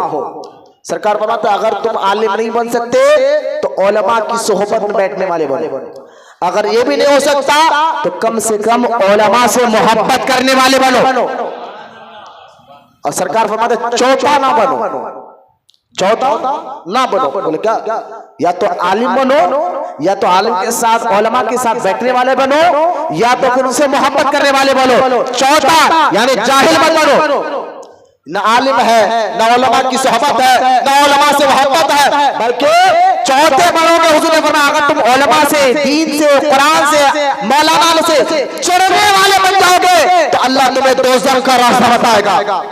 अल्लाह अकबर, उलमा से चिढ़ना दोज़ख में जाने का रास्ता है। तो इसलिए 3 में से कोई एक तो बनो आप, या तो आलिम, या तो आलिम की सोहबत में बैठने वाले, या तो उलमा से मोहब्बत करने वाले बनो। अक्सर लोग मैं उनको एक बात कहता हूँ कि अगर आप उलमा, हमारे फोन में रेडियो का नंबर होता है, सूदखोरों का नंबर होता है, पहलवानों का नंबर होता है, लीडरों का नंबर होता है, बताइए ना सूदखोर, ना पहलवान, ना रौडी, ना लीडर, ये ना तुम्हारे साथ आने वाले नहीं है। ये तुम्हें तो क्या देंगे मशवरा, जो खुद लोगों की जमीनें हड़प कर खा रहा हो, यतीमों, बेवाओं, बेसहारों का माल खा रहा हो, वो तुम्हें अच्छा मशवरा क्या देगा। हमारे फोन में किसी आलिम सही सुन्नी वाला अकीदा का नंबर हो और कोई बदअकीदा, कोई शिया, कोई वहाबी तुम्हें भटकाने आ जाए और तुम्हारा ईमान खतरे में आ जाए, तुम उसको बहस मत करो, ठहरो मेरे पास हमारे मौलाना का नंबर है, मैं भी बात करता हूँ। जिस तरह सूरज निकलते ही अंधेरा गायब हो जाता है, आलिम का नाम सुनकर वहां भी गायब हो जाता है। आपका ईमान महफूज हो जाएगा, आपका अकीदा महफूज हो जाएगा। लोग को भाई ये मौलाना के साथ बैठने वाला है, क्या फरमाया उलमा ने, हुजूर ने क्या फरमाया, या तो आलिम के साथ बैठने वाले बनो। उसके बैठने का फायदा क्या होगा, तुम्हारा ईमान महफूज रहेगा। आज के दौर में तुम्हारा अकीदा महफूज होगा। कोई वहाबी तुम्हें भटकाए तो ठहरो मैं हजरत से पूछता हूँ, कोई फेक बाबा तुम्हें भटकाए ठहरो मैं मौलाना से पूछता हूँ ये सही है या गलत है। पूछोगे तो कुरान भी कहता है ऐ लोगों इल्म ना हो तो अहले इल्म से पूछो, इल्म ना हो तो अहले इल्म से पूछने का हुक्म दिया आपको अल्लाह ताला। क्या दिया? उलमा से। कुरान कह रहा है इल्म ना हो तो अहले इल्म से पूछो, पूछने का हुक्म दिया है, बहस करने का नहीं, उनसे लड़ाई झगड़े का नहीं। लिहाजा जब माँ बाप को टेढ़ी नजर से नहीं देख सकते, इसी तरह किसी आलिम दीन को टेढ़ी नजर से देखना दोज़ख में जाने के बराबर है। तो खैर बुजुर्गान दीन अपने बच्चों को पहले से पढ़ाते थे, इसीलिए गौसे पाक को देखिए आप 55 से पढ़े, जबकि गौसे पाक पैदाइशी तौर पर जब पैदा हुए तो 17 पारे के हाफिज थे गौसे पाक। कितने पारों के? 17 पारे याद तो पढ़ा किसी ने था कि जब गौसे आज़म से पूछा आप पढ़े कहां पर? कहा मां के पेट में पढ़ा। बोलो ना सुभान अल्लाह। माँ के पेट में पढ़ा। और इस पर भी मैं कई साइंस आप कहेंगे माँ के पेट में कैसे पढ़ सकता है, तो भाई साइंस बहुत तरक्की कर ली है। मैं साइंस से भी बता सकता हूँ। साइंस आज कह रही है कि बाहर का असर बच्चे अंदर कबूल करते हैं। साइंस आज कह रही है, इस्लाम पहले बता दिया। तो आप पहले शक में ना आए। अल्लाज़ी युवस्विसु फी सुदूरिन नास, सूरह नास में अल्लाह फरमाता है वसवसे डालने वालों से अल्लाह की पनाह मांगो। छोड़ो इनकी पनाह, ये अल्लाह की कुदरत है। अल्लाह चाहे तो अपने महबूबों को जब चाहे जहां चाहे सिखा देता है, पढ़ा देता है, ये उसकी मर्जी है। तो खैर हजरत बड़े बड़े बुजुर्ग बचपन से पढ़ते थे, गए तो पढ़ना पहले बच्चों को तालीम दिए, तरबियत दीजिए। सैयद अहमद बदियुद्दीन जिंदा शाहमदार रज़ी अल्लाह ताला अन्हु 14 साल की उम्र में मुफ्ती बन चुके थे। बोला मोहब्बत। उसके बाद आपने अपने माँ बाप से इजाजत ली, बहुत कम वक्त रह गया, सुनिए आप, माँ बाप से इजाजत ली और कहा हुजूर मुझे इजाजत दीजिए कि मैं अपनी जिंदगी को दीन के लिए वक्फ करना चाहता हूँ। बोलना सुभान। माँ से कहा, वालिद का आपका इंतकाल हो चुका था, माँ से कहा दीन के लिए मुझे आजाद कर दे, आप इजाजत देंगे तो मैं अपने दीन के काम के लिए लगा। तो माँ भी तो इमाम हसन की बेटी थी, हसनी हुसैनी शहजादी थी ना। वो लोग जो खामला करबला याद है ना, दीन के खातिर उन्होंने बच्चों को कुर्बान किया, तो वो उन्हीं का खून उनके अंदर था ना, तो इनकार कैसे करती? आज की माँ होती तो कहती थी चलेगा तो मेरा बुढ़ापे का सारा क्या होगा, फला क्या होगा, फला क्या होगा। वो माँ हसनी हुसैनी शहजादी थी। तो खैर माँ ने खुशी खुशी इजाजत दी। आप सैयद जिंदा शाहमदार रहमतुल्लाहि ताला अलैह जब आपके उम्र 16 साल या 17 साल थी, माँ से इजाजत लेकर मुल्क शाम दमिश्क से आप निकले हज के लिए। क्या निकले? हज के लिए। जब हज के लिए निकले, लेकिन आप फरमाते मेरे जब मैं हज के लिए निकला, कुछ दूर रास्ते में गया और एक जंगल पहाड़ी की तरफ में देखा कि एक पहाड़ जंगल का इलाका है और ऊपर एक पहाड़ पे एक छोटा सा गार नजर आया। तो मैंने कुछ वक्त वहां पर इबादत के लिए गुजारा। देखिए इबादत पहले इल्म हासिल करके होती है। बुजुर्गान दिन झाड़ों में पहाड़ों में जाते थे ना, जंगलों में, चाहे माज़अल्लाह पढ़े लिखे होते थे, वो ऐसे अनपढ़ जाने और फला बाबा। मैंने कहा बाबा होंगे भाई, ना उनको शरीयत मालूम, ना कुरान हदीस मालूम, ना तरीक़त मालूम, ना शरीयत के उसूल मालूम, नहीं कुछ मत। देखिए इतने साल जंगल में बैठ के रहा है। मैंने कहा जंगल में बैठ के आना कमाल नहीं है, इल्म हासिल करना पहले कमाल होता है। बुजुर्ग पहले इल्म हासिल करते थे, उसके बाद जंगलों में जाते थे इबादत के लिए। तो खैर आप जंगल पे एक पहाड़ की जगह बैठे, तो जिंदा शाहमदार कहते मेरे दिल में ख्याल बार बार आया। मैं तो जा रहा था काबे की तरफ, दिल में बार बार ख्याल आ रहा था नहीं ए अहमद तुम जो है मस्जिद अक्सा की तरफ जाओ, बैतुल मक़दस की तरफ जाओ, वहां तुम्हारा कोई इंतजार कर रहा है। ये ख्याल बार बार आता गया। तो हजरत जिंदा शाहमदार कहते हैं मैं उस पहाड़ से नीचे उतरा। जा तो मेरी नीयत थी मक्का मुकर्रमा जाने की, लेकिन मैं मस्जिद अक्सा की तरफ चला गया, बैतुल मक़दस फलस्तीन के इलाके में गया। और जब वहां पर गया तो हजरत जिंदा शाहमदार कहते मेरी मुलाकात हजरत सैयदना ख्वाजा बायजीद बुस्तामी रज़ी अल्लाह ताला अन्हु से हुई। क्योंकि ये दौर गौसे पाक का दौर नहीं है, अभी गौसे पाक तो 200 साल बाद पैदा हुए। जिंदा शाहमदार गौसे पाक से 200 साल पहले पैदा हो चुके थे, उसके 200 साल बाद गौसे आज़म पैदा हुए। तो लिहाजा सैयद अहमद बदियुद्दीन फरमाते हैं मैं पहुंचा मस्जिद अक्सा, वहां पर मेरी मुलाकात सैयद मोहम्मद तैफूर, असल आपका नाम तैफूर था, सैयद मोहम्मद तैफूर आपका नाम था, लोग ख्वाजा बायजीद बुस्तामी कहते हैं। बहुत बड़े बुजुर्ग है भाई। कभी आप शेख फरीदुद्दीन अत्तारी की किताब, जिनका तज़किरातुल औलिया किताब है, 8 से 400-500 साल पहले लिखी गई किताब है तज़किरातुल औलिया, लिखने वाले हैं शेख फरीदुद्दीन अत्तारी। ये शहीद बुजुर्ग है जिनका मजार आज भी जो है निशापुर में मौजूद है। तुर्किस्तान, ईरान का भी, ईरान का इलाका नहीं रहा, तुर्किस्तान, अफगानिस्तान, निशापुर, बुखारा, ये ऐसे शहर है, ये नाम जरा याद रखिए आप, बुखारा, निशापुर, तुर्किस्तान, अफगानिस्तान और उसकी सरहदें, ये ऐसे मुबारक इलाके हैं जहां पर वक्त के बड़े बड़े औलिया अल्लाह पैदा हुए हैं। बुखारी, मुस्लिम, तिरमिज़ी शरीफ कौन है? ये इसी इलाकों के नाम है। निशापुर, खुद गरीब नवाज कहते हैं मैं कई साल निशापुर में रहा, क्यों? पढ़ने के लिए। गरीब नवाज के दौर में बड़े बड़े उलमा निशापुर में थे। तो खैर, तो हज़रत ख्वाजा बायाज़िद बुस्तामी रज़ी अल्लाह ताला अन्हु, बुस्तान शहर के इतने बड़े वली, तज़किरतुल औलिया में शेख फरीदुद्दीन अत्तारी फरमाते कौन है ख्वाजा बायाज़िद बुस्तामी? ये जिंदा मज़ार के पीर मुर्शिद है। ख्वाजा बायाज़िद बुस्तामी रज़ी अल्लाह ताला अन्हु के बारे में तज़किरतुल औलिया फरीदुद्दीन अत्तारी लिखते हैं कि इनका इतना बड़ा मुकाम मर्तबा है कि एक मर्तबा ख्वाजा बायाज़िद बुस्तामी एक इलाके से जा रहे थे, तो जाते जाते साथ में मुरीदीन शागिर्द भी है, अचानक लंबी लंबी सांस लेना शुरू कर दिया। ख्वाजा बायाज़िद बुस्तामी क्या करे? लंबी लंबी सांस, जैसा कि हम खुशबू सूंघते हैं ना, इतर की खुशबू, इस तरह लंबी लंबी सांस लेना शुरू हो गया। तो मुरीदों ने कहा हुजूर क्या बात है, अचानक इस इलाके में आए तो आप लंबी लंबी सांस लेना शुरू कर दिए हैं। हजरत ख्वाजा बायाज़िद बुस्तामी नबी नहीं है, सहाबी नहीं है, बल्कि ताबई नहीं है, इमाम जाफर सादिक के गुलाम है, अल्लाह के वली है, जिंदा शाहमदार के पीर मुर्शिद है। लेकिन सुनो क्या कहा ख्वाजा बायाज़िद बुस्तामी ने कि आपने मुरीदों से फरमाया मैं इसलिए लंबी सांस रहा हूं, ये जो इलाका जो शहर दिख रहा है, हाँ, इसी शहर में कुछ साल के बाद एक मर्द खलंदर पैदा होने वाला। बोलो मोहम्मद सुभान अल्लाह। पैदा हुआ नहीं, होने वाला है। बोलो ना सुभान अल्लाह। नहीं समझे आप भाई? कब कौन पैदा होगा ये तो अल्लाह बेहतर जानता, लेकिन ये वलियों की शान देखो, हुजूर के गुलामों की शान देखो। लंबी सांस लेकर कहा कि यहाँ एक मर्द कलंदर पैदा होगा। तो साथ में मुरीदीन उस दौर के मुसलमानों ने ये नहीं कहा हजरत ये तो शिर्क हो गया ना, गैब की खबर तो अल्लाह जानता है, कौन पैदा होगा, कब पैदा होगा, किधर इलाके में पैदा होगा, ये आपको कैसे मालूम? उस दौर के मुसलमानों ने ये सवाल नहीं किया, क्योंकि उस दौर के मुसलमान ये जानते थे कि गैब की खबर अल्लाह के बताने से उसके रसूल जानते हैं, और अल्लाह उसके रसूल के बताने से ये औलिया अल्लाह भी गैब की खबरें जानते हैं।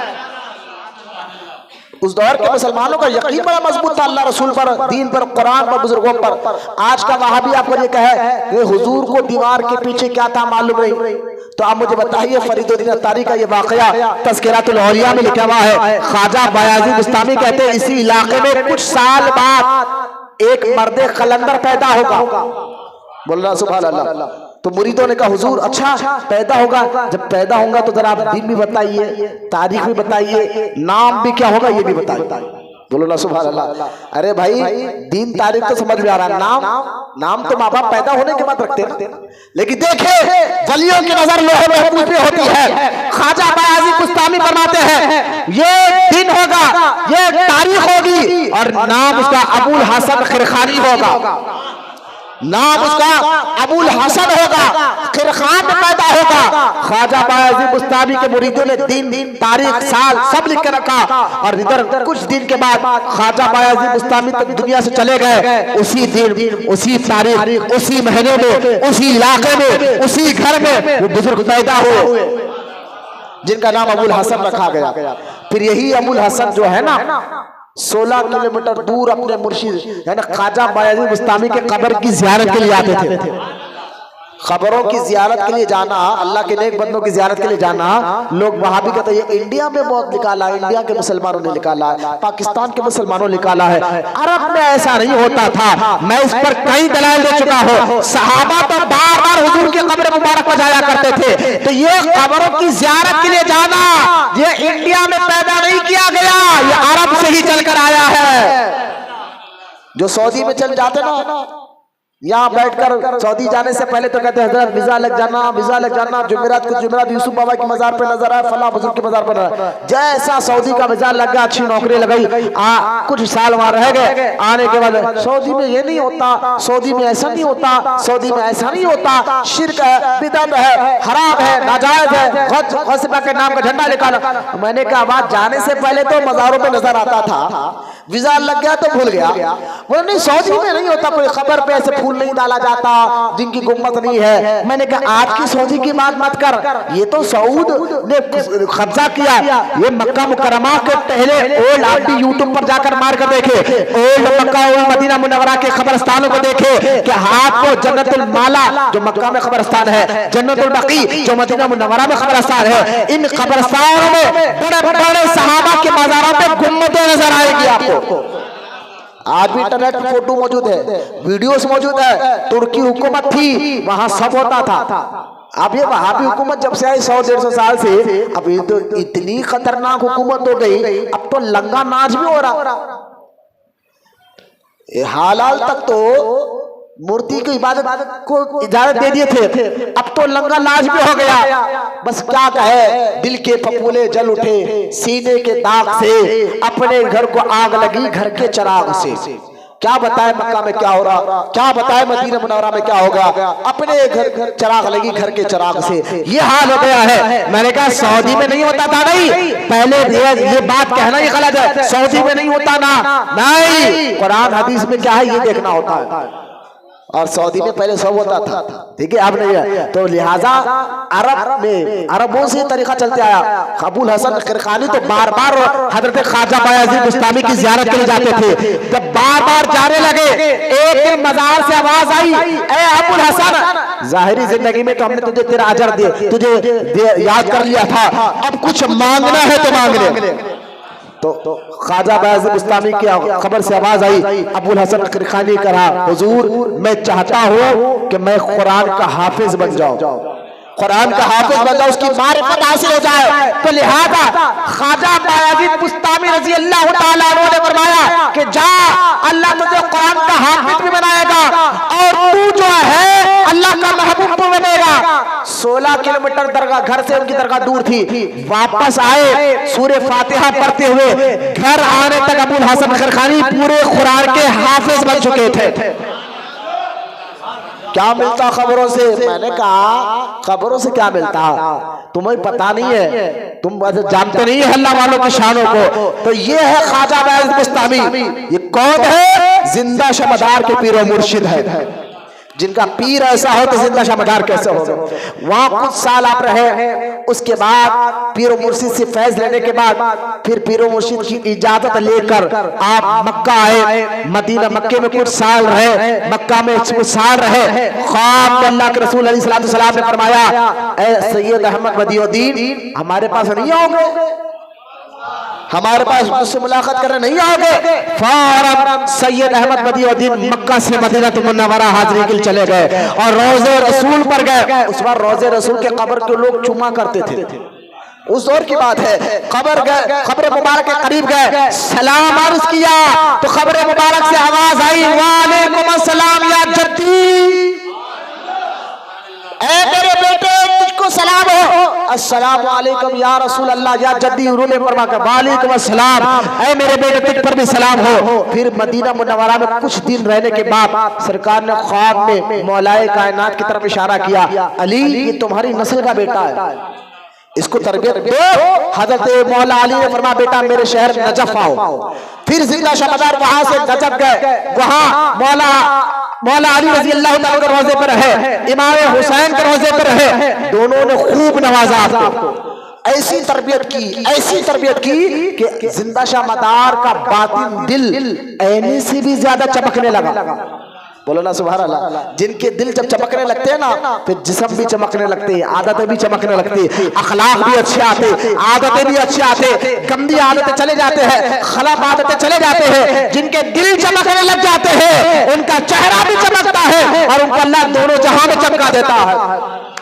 फिर आप वहां से फिर मदीना मुनव्वरा आए। अब सरकार ने ख्वाब में कहा बदियुद्दीन अब तुझको देखकर लोग दीन सीखेंगे, फौरन तो हिंदुस्तान चला जा। बोलो ना सुभान अल्लाह। इंडिया जाने का हुक्म सरकार ने हुक्म फरमाया, जरा लफ्ज लेके हिंद की तरफ जाओ। सरकार ने क्या कहा ख्वाब में आकर? हिंद की। आप बोलेंगे ये ख्वाब का मामला क्या है? मैंने भाई सही मुस्लिम में हदीस पाक है, अल्लाह के रसूल अलैहिस्सलाम ने फरमाया जिसने मुझे ख्वाब में देखा हकीकत में उसने मुझे ही ख्वाब में देखा है। कई ख्वाब हमें आपको पढ़ते हैं, उसकी ताबीर अलग अलग होती है। उसके कोई शैतानी ख्वाब होता है, कोई नफसानी ख्वाब होता है, कोई रहमानी ख्वाब होता है, लेकिन एक ख्वाब ऐसा है, किसी को भी पढ़े, कोई भी मुसलमान ख्वाब देखे, वो ख्वाब हकीकत में सच होता है, सच्चा होता है। वो कौन सा ख्वाब है? जिसने ख्वाब में हुजूर को देख लिया है। लिहाजा बुजुर्ग ख्वाब में आकर कहा कि हिंद की तरफ जाओ। मतलब क्या है? सरकार खुसूसी नजर रखे हुए हिंदुस्तान पर। बोलो ना सुभान अल्लाह। आप नहीं समझे थोड़ा इस ख्वाब के दूसरे रुख को भी तो समझो कि सरकार अलैहिस्सलाम हिंद के मुसलमानों पर खुसूसी नजर रखे हुए हैं और सरकार की जुबान पर हिंद का नाम भी आ रहा है। हिंद का नाम भी आ रहा है। तो जाओ बदियुद्दीन हिंद की तरफ जाओ। आप यहां पर आए उस वक्त का दौर, अभी गरीब नवाज नहीं आए, उस वक्त का दौर, अभी गाजी सालारे मकसूद नहीं आए जो बहराइच में आराम कर रहे हैं। ये उस वक्त का दौर है कि मानना पड़ेगा कि हिंदुस्तान के सबसे पहले मुबल्लिग सरकार सैयदना अहमद बदियुद्दीन जिंदा शाहमदार रहमतुल्लाह तआला अलैह। बोला मोहब्बत से सुभान अल्लाह। जिंदा शाहमदार कश्ती के जरिए हिंदुस्तान के शहर गुजरात में आए, पहला मुसलमान। बोलो ना सुभान अल्लाह। पहला मुसलमान हिंदुस्तान के इस धरती पे कदम रखता है मुबल्लिग के तौर पर, दीन की खिदमत के तौर पर, दीन का जज्बा। अरे आपके और हमारे सफर कारोबार के लिए हो सकते हैं, तिजारत के लिए हो सकते हैं। बुजुर्गान दीन सफर करते थे तो कारोबार या तिजारत के लिए नहीं, दीन की तबलीग के लिए करते थे। दीन की तबलीग का फरिज़ा होता था। जब गुजरात में पहली बार आप कदम रखे और यहाँ पर खिज़र अलैहिस्सलाम से आपकी मुलाकात हुई और खिज़र अलैहिस्सलाम ने फिर से जागते हुए एक बाग में लेकर गए, उस बाग में आपकी मुलाकात फिर से जागते हुए अल्लाह के रसूल अलैहिस्सलाम से हुई। हुजूर ने फिर नवाजिश की और खुतबुल मक़ादार का टाइटल दिया। फरमाया मेरे बेटे अब हिंदुस्तान में रहकर तबलीग करना ये तुम्हारी जिम्मेदारी है। जिंदा शाहमदार के हिंदुस्तान में 1800 छिल्ले कितने हैं? शामिल करो कितने? 1800। हैदराबाद में भी है। हाँ मतलब क्या छिल्ले बोले तो वो छिल्ले नहीं भाई जो लोग आजकल गांव के लोग गौसे पाक के नाम का छिल्ला खबर की शक्ल में बना ले रहे, या हम कभी झंडे का छिल्ला बना लेते, ऐसे छिल्ले नहीं। छिल्ला बुजुर्गाने दीन की जुबान में उसको कहा जाता है जहां वो 40 दिन कम से कम बैठे आकर। बोलो ना सुभान अल्लाह। कितने दिन? 40 दिन जहां आकर बुजुर्गाने दीन बैठते हैं उसको छिल्ला का कहा जाता है। जैसा कि आप देखें फलकनुमा के पास जो फलकनुमा पीएस के सामने मस्जिद है, मस्जिद को लगकर आज भी सरकार सैयदना बाबा शरफुद्दीन रज़ी अल्लाह ताला का छिल्ला मुबारक मौजूद है। क्यों कि उस जगह पे बाबा शरफुद्दीन जब हैदराबाद तक आए थे वहां बैठे 40 दिन और बैठकर तबलीग भी करते रहे। समझ गए आप? छिल्ला उसको, ये छिल्ले नहीं जो हम गांव में बना लेते हैं झंडे की जगह। हजरत जिंदा शाहमदार के पूरे हिंदुस्तान में, कोई हिंदुस्तान के 29 स्टेट है ना, कोई स्टेट में आपका छिल्ला का ना हो नहीं सकता। हर स्टेट में आपका छिल्ला का। बोलो ना सुभान। सिर्फ 2-3 मिनट रह गए आने जाने में, मत देखिए मेरी तरफ देखिए आप। 3 मिनट रह गए, मैं बात खत्म कर रहा हूँ। जिंदा शाहमदार ने यहाँ बैठकर 1800 छिल्ले, चाहे वो हिंदुस्तान का कोई भी स्टेट हो, दिल्ली हो, मुंबई हो, गुजरात हो, अहमदाबाद हो, चाहे वो जो है आसाम हो, हर स्टेट में जाए, यहाँ तक कि श्रीलंका में आपका चिल्ला है, बांग्लादेश में आपका चिल्ला है, पाकिस्तान के कई इलाकों में आपके चिल्ला मुबारक है। हाँ 7 मरतबा हिंदुस्तान से जिंदा शाहमदार अपने दौर में 7 मरतबा मक्के की तरफ सफर करे। हिंदुस्तान आने के बाद भी 7 मरतबा। अब अंदाजा करें उम्र कितनी थी? 600 साल। आप गौसे आजम से भी मुलाकात करते हैं जब आपकी उम्र, जिंदा शाहमदार की उम्र 250 साल थी और गौसे आजम की उम्र जो है ना 40 या 45 साल थी। उस वक्त गौसे आजम से आपने मुलाकात की और एक दूसरे को मुलाकात करने के बाद जिंदा शाहमदार से गौसे पाक रज़ी अल्लाह ताला ने मुलाकात करते हैं और मुलाकात करने के बाद जिंदा शाहमदार रिक्वेस्ट करते हैं गौसे पाक की बारगाह में, ए अब्दुल कादर आप आप जलाली बुजुर्ग है, अगर आपका जलाल यूं ही रहेगा तो लोग फैज कैसे पाएंगे? लिहाजा आप एक काम करिए, अपने सिफते जलाल को कम करिए ताकि लोग आपसे फैज पाए। तो हजरत गौसे पाक ने जिंदा शाहदार से कहा, आप मेरे भाई हैं, मेरे खानदान से ताल्लुक रखते हैं, मैं आपकी बात सुनूंगा। ये कहकर गौसे पाक ने अपने जलाल को कम किया, तब लोग उनके करीब जाकर उनसे फैज लेने वाले बने। फिर गौसे पाक की एक बहन है बीबी नसीबा, उनको लेकर उनके बेटे सैयद जमालुद्दीन, गौसे आजम की बहन और गौसे आजम की इजाजत से सैयद जमालुद्दीन को लेकर बगदाद से फिर हिंदुस्तान आ गए।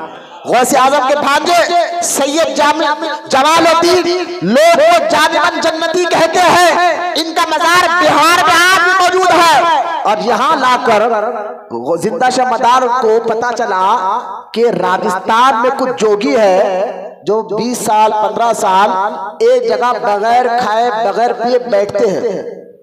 ऐसे थे वे जोगी, संत होते हैं। जिंदा शाह मदार जब हिंदुस्तान आए थे ना, जोगियों का बहुत था यहाँ पर रुआब। और जोगी क्या करते थे, एक एक जगह महीना महीना बगैर खाए बगैर पिए बैठ जाते थे। तो जिंदा शाह मदार कहते थे, अच्छा तुम बगैर खाए बगैर पिए महीना 2 महीना बैठते हो, मैं साल भर बैठ के बताऊंगा और इन लोगों को बताऊंगा ये मेरा बैठना मेरी बाबा के लिए नहीं, दीन की तबलीग के लिए है। और लोगों को बताऊंगा कि मेरा दीन सच्चा और इस्लाम सच्चा है। बोले ना मोहम्मद सुभान अल्लाह। तो जिंदा शाह मदार ने क्या किया, राजस्थान के जंगल में भेजा कि बेटा यहाँ पर जोगी संत बहुत है, तबलीग करना तुम्हारा काम है। अब वहां गए, जोगियों ने कहा कि मुसलमान का इस जंगल में काम क्या, जाइए। आपने फरमाया क्यों? मेरे पीर ने भेजा, मैं यहीं बैठूंगा। कहानी के बैठेंगे? बोले हाँ। तो अब ये जंगल उसी का होगा जो सबसे आखिरी में उठेगा। सैयद जमालुद्दीन का मंजूर है, तुम भी बैठ जाओ, मैं भी बैठता हूँ, मेरे पीर का साया मेरे पर है। जिंदा शाह मदार ने मुझे भेजा है, मैं इसी जंगल में बैठूंगा। और तुम कह रहे हो जंगल हमारा है, तुम भी बैठो हम भी बैठेंगे, जो सबसे आखिरी में उठेगा उसका ये जंगल होगा। आप बैठ गए वहां पर और साथ में 70 या 80 जोगी साथ में बैठ गए। 1 साल गुजरा, नहीं समझे? बोलो ना सुभान अल्लाह। अल्लाह वलियों पर खुसूसी करम फरमाता है। 2 साल गुजरे, कोई जोगी 15 साल के बाद उठा। हाँ, जोगियों में उनको देख के भी हैरान मत होइए आप, ऐसा होता प्रैक्टिस रहती है उनके पास भी। भूख प्यास साइंस की तरफ से भी समझाता वक्त नहीं है, वरना साइंस भी बताती है एक मुकाम आ जाता है जहाँ बच्चे को ना भूख लगती है ना प्यास लगती है। तो खैर कोई जोगी 15 साल के बाद उठा, कोई 20 साल के बाद, आखिरी एक जोगी 30 साल के बाद उठा। और ये सैयद जमालुद्दीन जो भांजे थे गौसे पाक के, जो मुरीद थे जिंदा शाह मदार के, जो तबलीग करना चाहते थे, वो 100 साल के बाद उठते हैं। आपकी एक करामत देखकर वो पूरे के पूरे जंगल के जोगी कलमा पढ़कर मुसलमान हो जाते हैं। ये करामत अपनी वाह के लिए नहीं थे, दीन की तबलीग ऐसा करते थे।